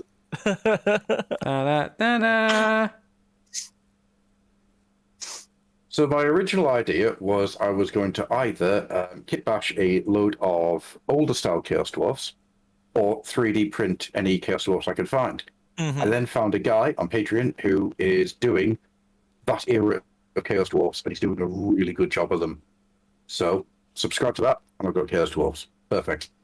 A couple of days later, after deciding to do this, I go into Games Workshop, start talking to the manager, and he tells me that there's somebody who is wanting some stuff painted for D&D. And in return, he has Chaos Dwarfs to give out. Hey. I've got a Doom Rocket and an Earthshaker cannon. Oh man, wow. So the next thing I need is a Lamassu and a Great Taurus, and I have the basics of a Chaos Dwarf army. Does the Doom Rocket have the little Chaos Dwarf who's actually stood with a Doom Rocket next to it? Unfortunately not. I'm going to have to... that's a shame. Yeah, it's just a Doom Rocket by itself. I always loved that miniature. I thought he was fantastic. There is stuff I need to source, like I need to source an Astrogoth. Yeah. Does he go for like silly money on eBay and whatnot? Yeah. Even pre-done ones. Say again, sorry? Even pre-done ones, pre-painted ones, like not good painted ones, but already put together and whatnot. I've never seen a not good painted one, unfortunately. Oh, okay. They either turn up as about 50 quid unpainted or into the hundreds for pro painted. Oh, yeah. Really? Wow. Yeah. You got to think Astrogoth was only kicking around for like 4 years. I was going to say he was kind of like a very short-lived mini, wasn't he? So, yeah, difficult to find now. The only actual character the Chaos Dwarfs had. Yeah. So, yeah. But don't worry, they'll bring them out for AOS eventually. One day. Well, the Oathbreakers. The Oathbreakers are incoming at some point. Yeah, of course they are. And I'm happy just to wait for them to just. I'm not going to do these guys as double duty. These are going to be a Warhammer Fantasy Battle Army. I'm going to have because it'd be really fun. I always wanted a full one when I was a kid. Didn't have a very big Chaos Dwarf army when I was a kid with the big hat ones. So this is just a really fun thing to do. Good. Darren has written up an article about his orcs. The the Defenders of Orcturnia? They're a He-Man themed orc army, and they look amazing. Fantastic! I love it. Do you have an image? I love that. The He-Orc is a fucking work of art. Do you have any images? He-Orc. I don't. That is off the top of my head. fantastic. Shame. If actually, this is a good time to see what you guys have been doing for hobby, whilst I see if I can find you a picture. Oh, not very much, unfortunately. It's been a busy month. You've been the only reading thing books? I've really been doing is I've been reading lots of books. Yeah, I've been reading lots of books. So there was the aforementioned Disciples of Zeech. I managed to get the old Chaos Demons Codex for 40k, which I've been pouring through. This has been great, actually. I'm really surprised at this one, if I'm perfectly honest, because remember we were talking about how this was going to be one of the more problematic books for 40k. The nature of the army and the way they've gotten around the innate problems, which is it's effectively a fantasy army in 40k, where it's an almost entirely close combat army with very, very little in the way of long range firepower, and even less in the way of very effective long range firepower. The way they've gotten around it is twofold. They brought back the old demonic save. Do you remember, this was a long time ago. I think they lost the demonic save way back in 2nd edition, and it was just translated into a normal invulnerable save, which anybody can get. But back in 2nd Ed, they had their own bespoke demonic saving throw that had certain vulnerabilities and invulnerabilities, depending on, for example, demons couldn't be infected by viruses or stuff like that, but psychic powers and psychically charged weapons would harm them would I think take away the save completely because of their nature, right? So they've sort of come up with a 9th edition version of the demonic save, and all it basically means is every unit in the army has two profiles on its saving throw, one for assault and one for long range, depending on the type of demon that it is, and they're all different. Each one is bespoke, each one is different. But because it's not an invulnerable save, it can't be taken away by weapons or by items or artifacts that ignore invulnerable saves. It's a demonic save, so it makes them that little bit more durable. Also, it's unmodifiable. So you can't actually alter it. They will always get the save that they have in their profile. So they can survive, massed firepower a little bit better. The other way they've gotten around it is they have really weird, really strange deployment rules, these guys.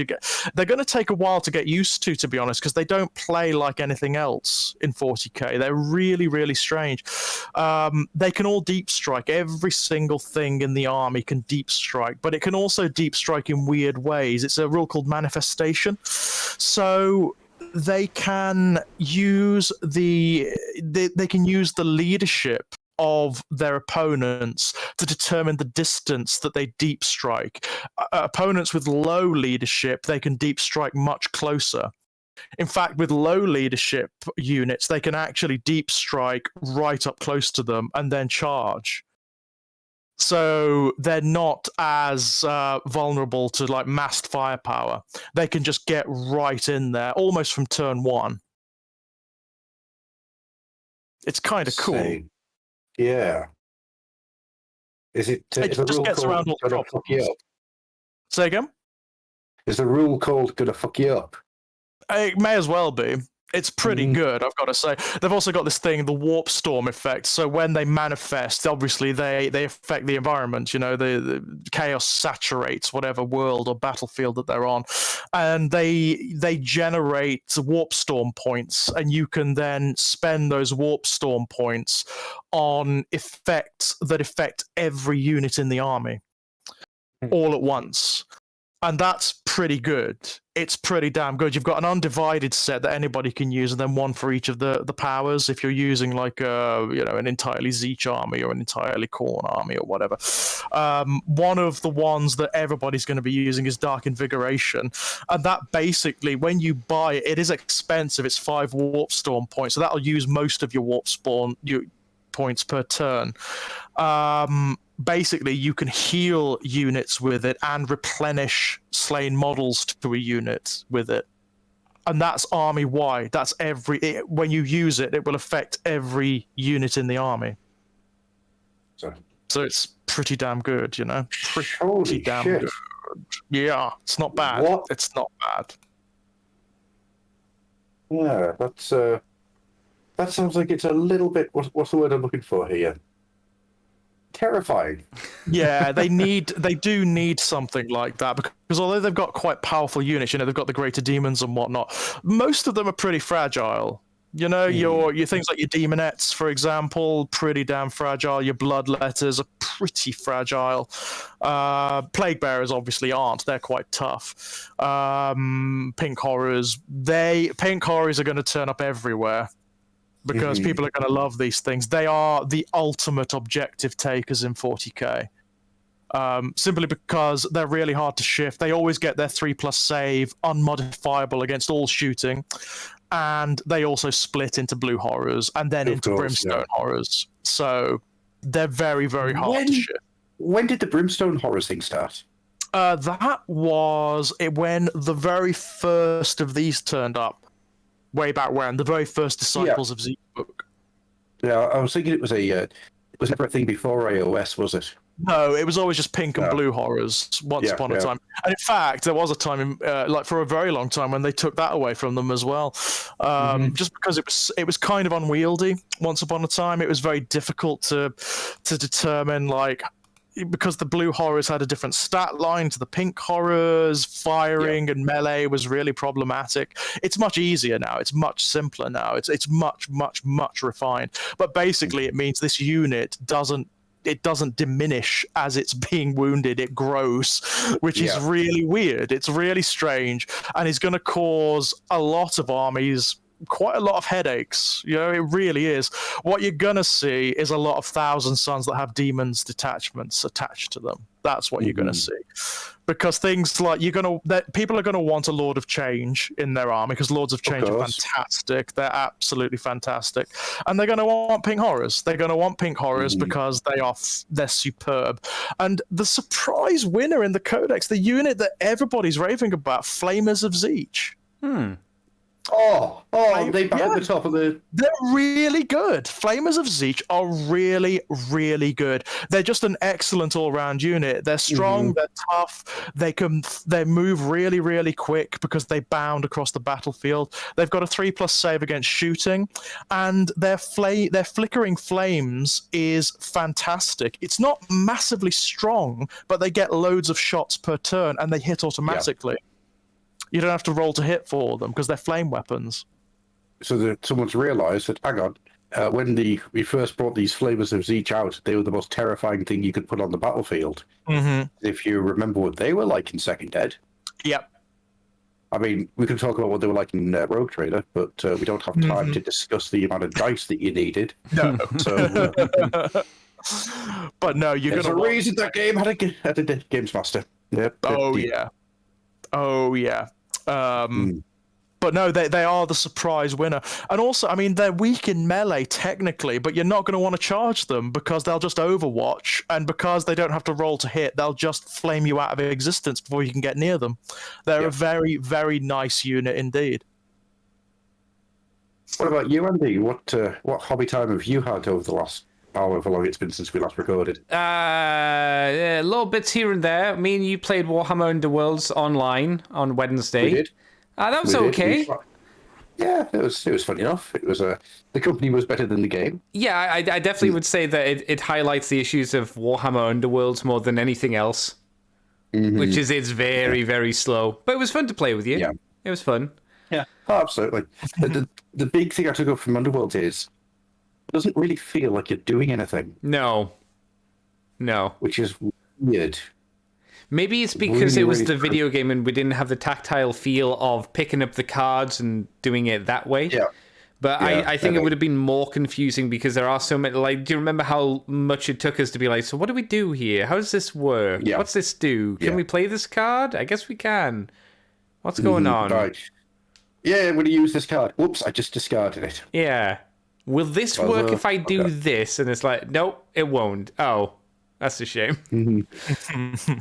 Yeah, but it's I wish we could play Warcry because you've said good things about Warcry, but there's no really it's not possible like Warcry. to do. More so than Underworlds, you mean? Oh yeah. I just like Warcry in general. I think Warcry's a great system. Yeah. It's really fun, really fast. Jesus, it's fast. I mean, if you just want to get a quick game, you can get a game of Warcry done in 45 minutes. That's not bad. That's pretty solid. It's doing well as well, isn't it? It's really well supported. Yeah, it really is. It's a solid game, and I recommend people play it. I think it's weird. Kill Team's the new version of Kill Team is very similar to Warcry in a lot of ways. I think Warcry just hits the post. It's just there's something about it that just works a little better. Do you know what it is? I just like the way they use it. I like the way they use it as like a testing bed for the stuff, what they're going to include in AOS or what they're thinking about including in AOS. I think that's really cool. I like the fact that there's a barbarian force coming for Warcry that's non-chaos aligned. It's just some order barbarians. Just human beings, Yeah, just guys. Not wearing very much and plenty of bones in them, but they're not chaotic at all. That's really nice, actually. That is a cool thing because they must, that's something that's kind of been neglected in AOS, hasn't it? Like non-chaotic human armies. Yeah.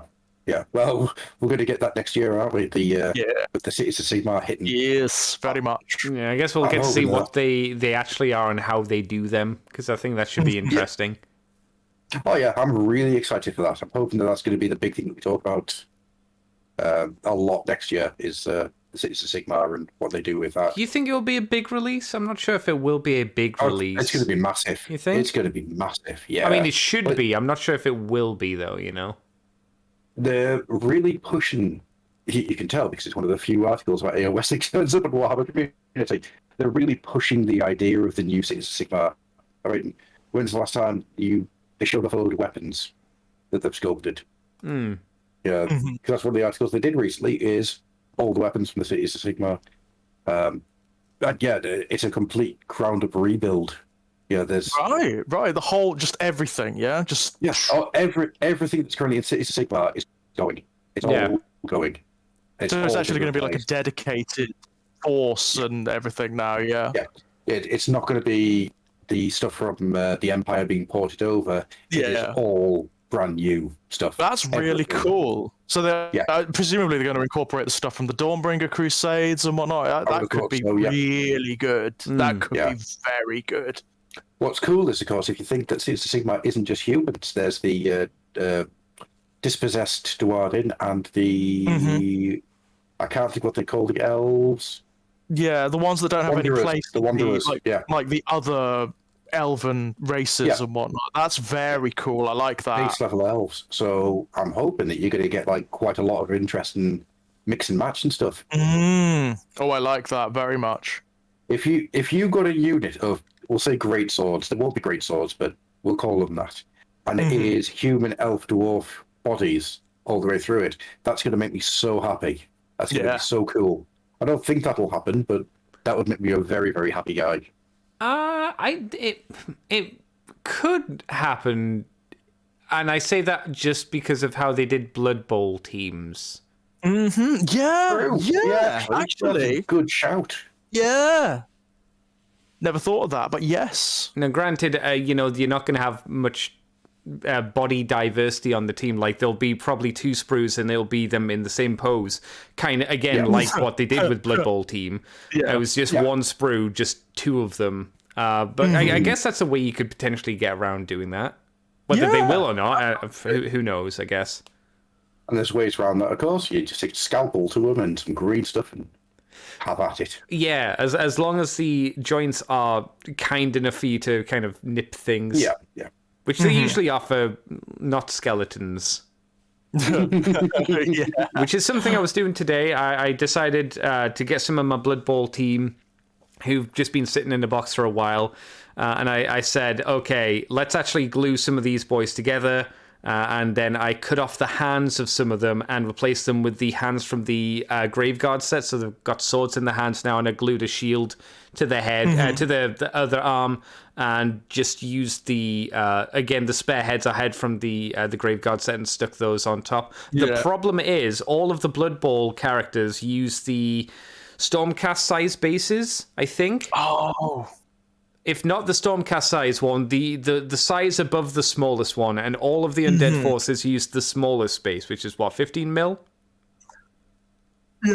Yeah, I think it's something like that. They're slightly smaller, aren't they? Yeah. Yeah, so I don't know what I'm going to do there. I'll probably have to snip off their legs or something like that. I need to actually find some of those bases because I don't have any spare ones left, but I'm gonna have to do something to squeeze them onto the smallest bases, and unfortunately, a lot of the skeletons have very wide legs. Like they're in like not running poses, but like widespread legs, like they're riding a horse, kind of widespread. So it's gonna make life difficult to do that. But they were looking a bit more Warhammery at least, and less Blood Bowl-y, so that was good. I also decided to try repainting or painting up my non-painted undead into the monochrome colors, which we saw this week. So I resprayed some black, which weren't painted too much, and then sprayed with a gray and then a lighter gray. And then I hit them with the Terrible Army Painter speed paints that I have, the black version. And I need to go in and start highlighting with white, basically. And then just randomly slop some red bits on them here and there. But for the most part, I think they're coming across okay. And it means if it does work, I won't need to do too much work to paint up undead forces in the future. I'll probably paint the ground because I don't need that to be monochrome colored. And I want that to stand out a little bit. I'd prefer them to look monochrome. And have that as like, maybe that's the effect that they're producing rather than it's just how you're meant to see the world, which is how I think, like, if you paint the base, it'd be like, you're looking through monochrome eyes rather than they are conveying a monochrome aesthetic. Yeah, they're sucking all the life out of the world around them. Yeah, kind of. And the only other thing I've been doing is just slapping paint onto Necron wraiths, which have been going slowly together, and then... they look great as well. Oh, yeah, I've only got, like, one that's almost done. I love that white, that porcelain white on Necrons. It looks really good. It's a real pain in the ass to do as well. Is it? Yeah, because it's basically I spray them black, I spray them copper, and then I have to spray the parts I want white, and then from there go in and tidy up all of the overspray. Oh, that sucks. And That then I have to hope that I don't mess up when I'm painting anything else around it, which I can sometimes do. And then I have to dry brush with white to kind of just quickly slop up over the top. Oh no. It's tricky. Oh, wow. It's a lot easier than like painting the model up and then working from the painted model and then slowly going in and building up white over time. Yeah, absolutely. Yeah. It's easier than that, but it still takes effort to do. I've got stuff to do there for Necrons as well. But I want to try and get these monochrome ones done because it might be faster. And if I can shift off my table like a lot of these Cursed City models, which have been sitting there since Cursed City came out, that would be nice. And I can repaint. I can worry about repainting the Blood Knights and the other undead skeletons I have later because I'll need to strip them because I've said before I've looked into my shelf and I've seen those Blood Knights and I just hate how they look more and more every time I look at them. Those undead miniatures that you showed to Adam and I during the week, the ones where they've base coated them black and then built up to white. Yeah, that's the monochrome ones. That's kind of what I'm trying to replicate. They look so gorgeous. Good. Yeah, it's such a lovely thing. The guy did a great job with that, and it works really well on especially the vampires. As it gives them the super gothic-y kind of look. Yes, it is really gothic, isn't it? It works so well. He put up a one he did of Nagash, and I don't think the Nagash came across as nicely because it seemed like a lot more of it was too white, and there wasn't enough contrast on it to make it pop. There wasn't enough shadowy. Yeah, maybe because you've got big swathes of Nagash flat out there. Well, it's not just that. It's like, I think he was using white to pick out the bones specifically, and obviously Nagash is slightly bony. Yes, pretty bony. Pretty bony. So he came across as more white than he did contrasty, unlike the vampire who had this nice white top to his hair, then moving into the grey, then moving into the black as he went kind of further down his skin tone and stuff like that. So... I like that as well. So hopefully I'll get more of that. Gorgeous, yeah. And the only other thing, like I said, I did was I started Solar War, and that's it. Yeah. Time for hobbying is it's at a premium at the moment. Yeah, no, absolutely. Right, shall we finish off then? Because there's one more story I want to hit. By the way, Andy, I sent you Heork. I sent you pictures of Heork. Oh, okay. I won't be able to get them without messing up the. No, that's fine. It was just just in case anybody wanted to see them. Okay. Actually, it would probably be better to do it like this. So, what else we have is some wonderful, wonderful, wonderful stuff from somebody who isn't Games Workshop. That's not that. That's it. Believe it or not. There's a version. A skirmish game, shall we say, that is entirely Orc versus Orc combat, and it's free. Which, some of you might recognize if you're a long-term fan. I don't recognize it at all. It's the fact that they've even called it the core rules, and it's ROOLZ. Yeah, that's awesome. I like the dice. I know it's stupid, but the dice is kind of cute as well. Yeah, there's so much here which I just absolutely adore. The minis are actually really nice for them as well. Obviously, the minis aren't free. Right? No, not as such. So what you get is... There we go, just pull it up. So what you get here is you get the rulebook, and you get some bits and bobs, and you get STLs you can print out. If you want more, you can buy the Modular set, which is the STLs for you to print, which they're not actually that expensive. Hang on a second. If I go through the Google Drive, I do believe... You own some? It says... no, I tell a lie. There's STLs that you can get for free. That's pretty cool. Yeah, that's fine. I agree. I accept your terms. I accept your terms. I accept. You just need a printing machine that works. Well, yeah, that's always a problem. How is yours fixed yet, Gruff? Well, it's as good as it's ever going to get. As I was saying before we came online, it was such a popular game system, Gorka Walker. I mean, like it was so popular, it redefined what the orcs are in 40k, right? Yeah. Oh yeah, big time. This game, it's really fun. I've read the rules already. It is really fast. It's really fun, and I would actually quite like to play some games of it. It's only 26 pages as well, so Yeah, so very refined, yeah. That makes me happy. There is a Kickstarter coming, so to get you even more modular orcs. They are they're very late 90s orc sculpts. Yeah. Some of them look a little bit Warcrafty. Like there's one with a beard that looks very similar to like Gul'dan and stuff like that. Yeah. There's a lot of different orc stuff happening here. What's cool is that there's not just like you don't get a singular type of orc and you paint it the way you want to paint. There's lots of different things you can do to make them your tribe of orcs. Yeah, which is really cool. That was also a thing, wasn't it? That was also a thing in Gorka Morka, right? You could do different tribes and different like factions of orcs. Yeah, absolutely. So what's really cool here is the fact that the STLs you get is entirely modular. So when you buy the STLs, you don't print out a miniature, you print out all the parts. So you've got the STL for arms, the STL for legs, the STL for heads, and much like the old Games Workshop multi-part kits of the past, you just put them together however the hell you want. It sounds kind of like a more modern version of, you could make your own D&D miniature on those websites where it's like, pick a cat head. It sounds a bit like that, but better because it's orcs. Mm-hmm.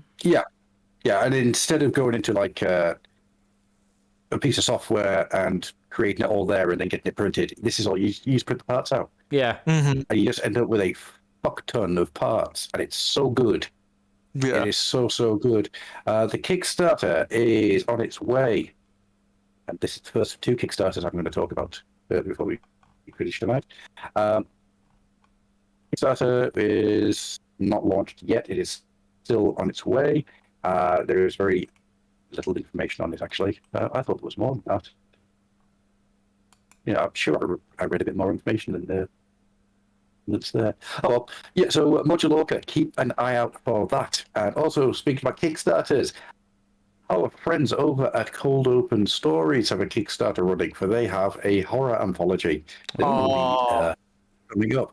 It's all original work, all original ideas, all original concepts. It's brilliant. It's going to be really good. There is a little teaser out that you can go and listen to, which is it's good. It's very really cool good stuff. Very cool indeed. So at the moment, I am spotlighting Cold Open Stories every day of the week until the Kickstarter ends over on the site. Go and listen to their stuff. Just Cold Open. Colin just does amazing work. It's well deserved. It is really, really cool. Should I say friend of the podcast and twice fluffy winner?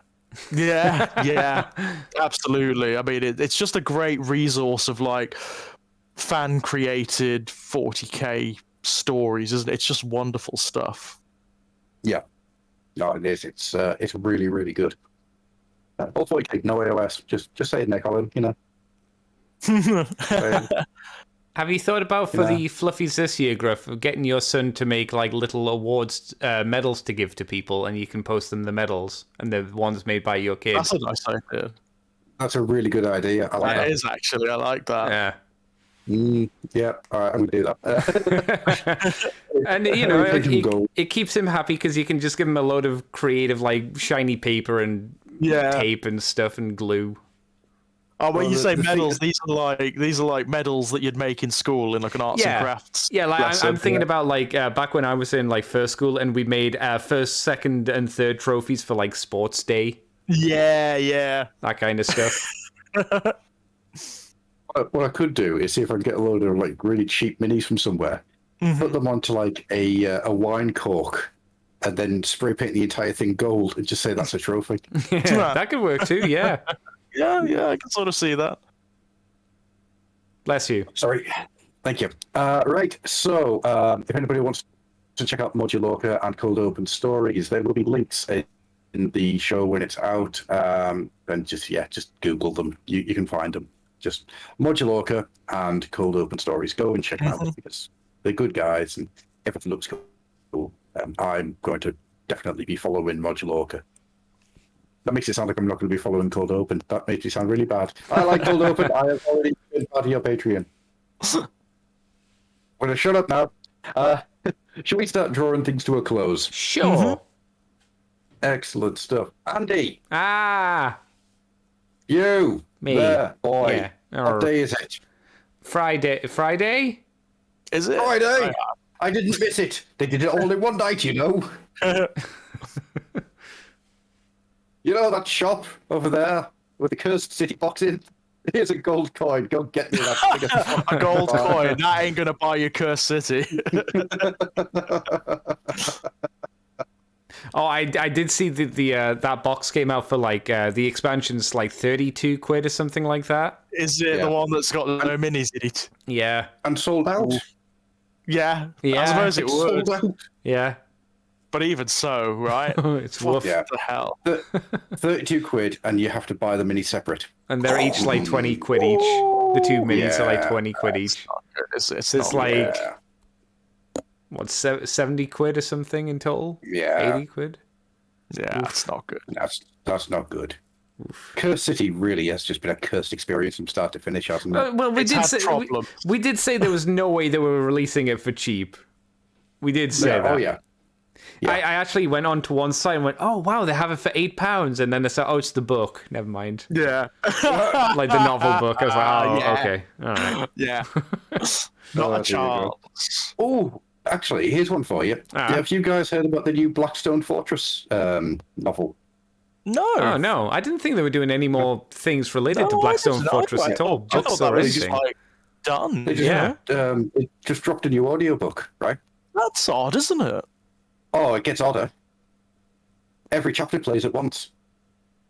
What? What? Something has gone seriously wrong. Oh. For the first week of its release, right? Every chapter played at once. What?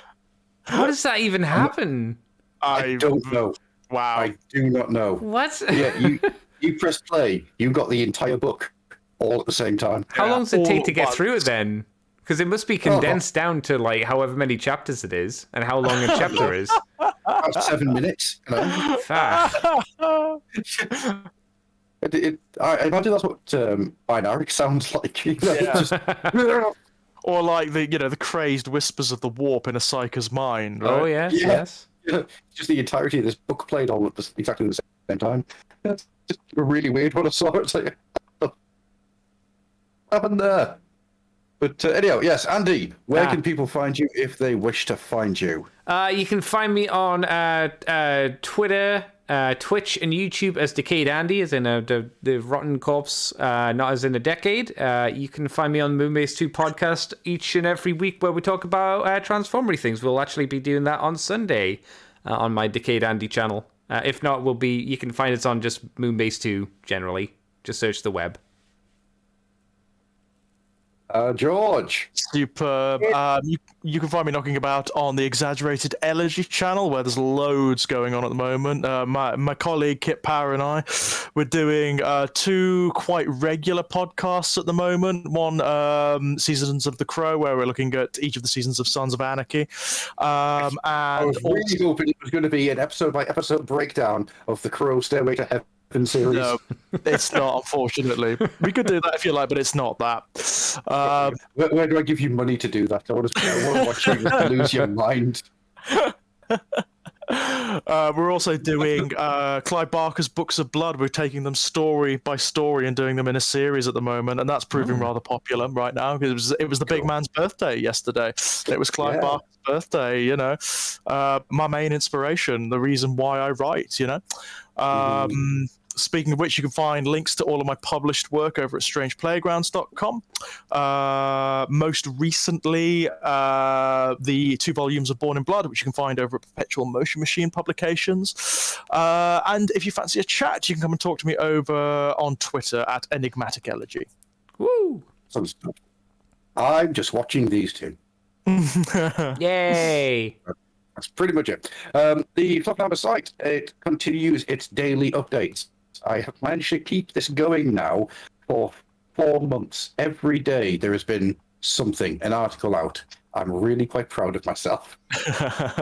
At the moment, there are 2 series running. There is the Spotlight on Cold Open Stories, and there's also a issue-by-issue spotlight on the Troll magazine, which you used to get from the mail order whenever you ordered something. I remember Who remembers that? Yeah, with the big blue you forgot it troll existed. mascots.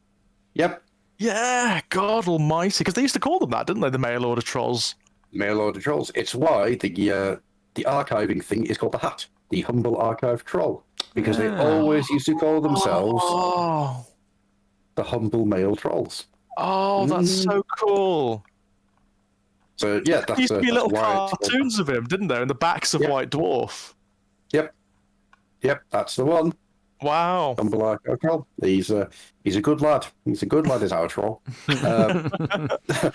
So yeah, I've been going through all of them, and I thought I was coming to the end of it with issue 14. And then somebody got in contact and went, "Oh, I've got scans of the next 6 issues if you want." Oh, fantastic. It's really good, but my God, it takes so much time to upload them. So episode 8 should be out tomorrow. On top of that, over on the Patreon, the 3rd episode of Fluffin Nation is out, where me and Big Swingin' D, we talked. Jesus Christ, we talked. About? Fucking hell. What about? What do you talk about? You know when you have a conversation that's entirely built on tangents? I've talked to you, I know yes. that very well. That's called the Fluffenhammer. Imagine that, but it tangents. So the tangent's tangent. So talking about things like Ashton Kutcher's work in charities, right the way through to Transformers, through to the top 10 best theme tunes to TV shows, through to the Leagues of Otan. We talked about Leagues of Otan for a bit to stay on topic. And some old Warhammer Fantasy Battle lore.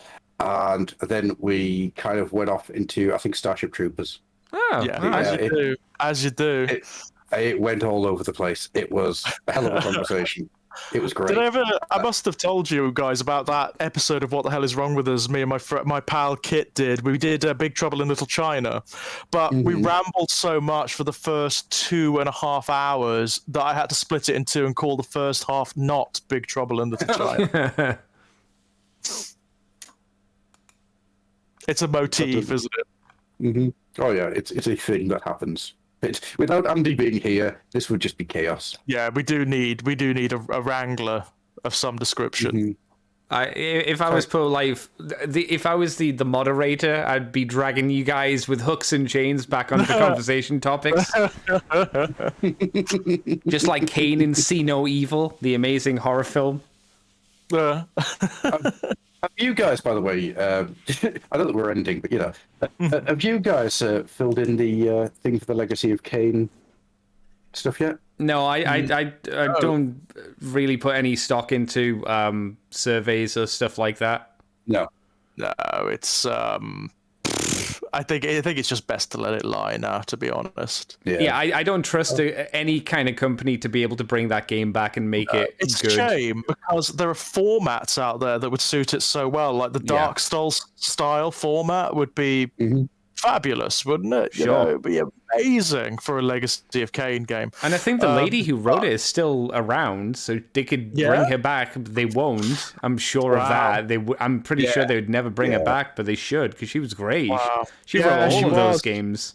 Well, I mean, that's what carried them along towards the end, didn't it? The story, because the games are getting increasingly more terrible, but the actual story was awesome. Oh yeah. If there's anything that's just worth watching, an entire series of games on Let's Play. You do Let's Plays, don't you, Andy? Yeah, the problem is So that, do you, like, George? the problem is, like, Soul Reaver's not the best transferred to PC. No. Even GOG Never didn't do a great transition, unfortunately.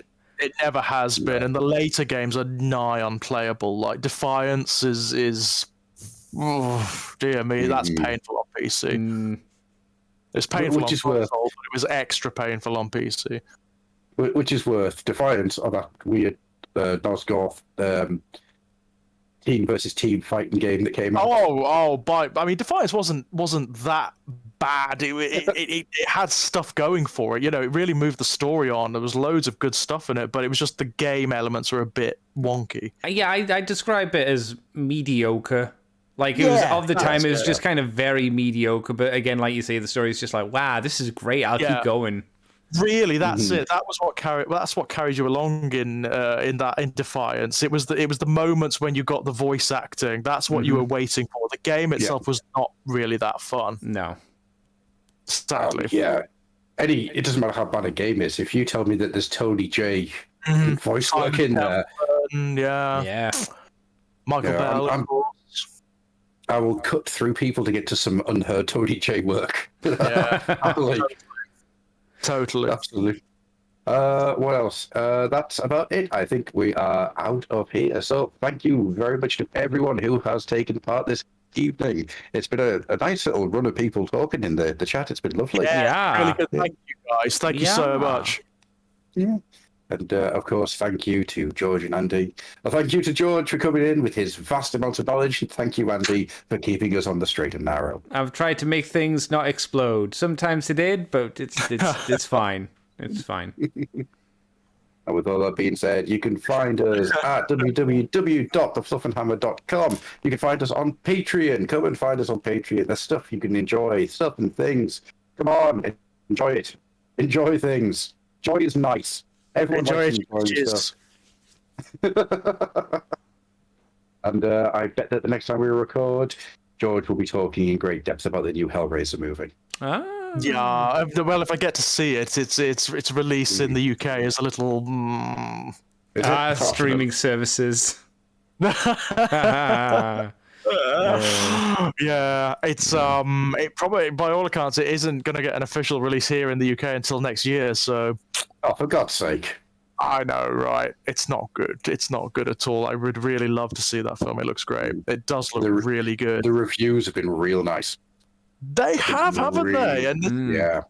You know, it's a Hellraiser film. I mean, my God, I do love Hellraiser very, very much. But if there was a franchise I never expected to hear a good word about ever again in like criticism, it's that. You know, that's that last one. It sticks in my mind like a knife made of turds. That's You know, if someone had said that was a university student project, I would be like, you know what, that's not bad. But it wasn't that. Yeah. That's not what it was. No.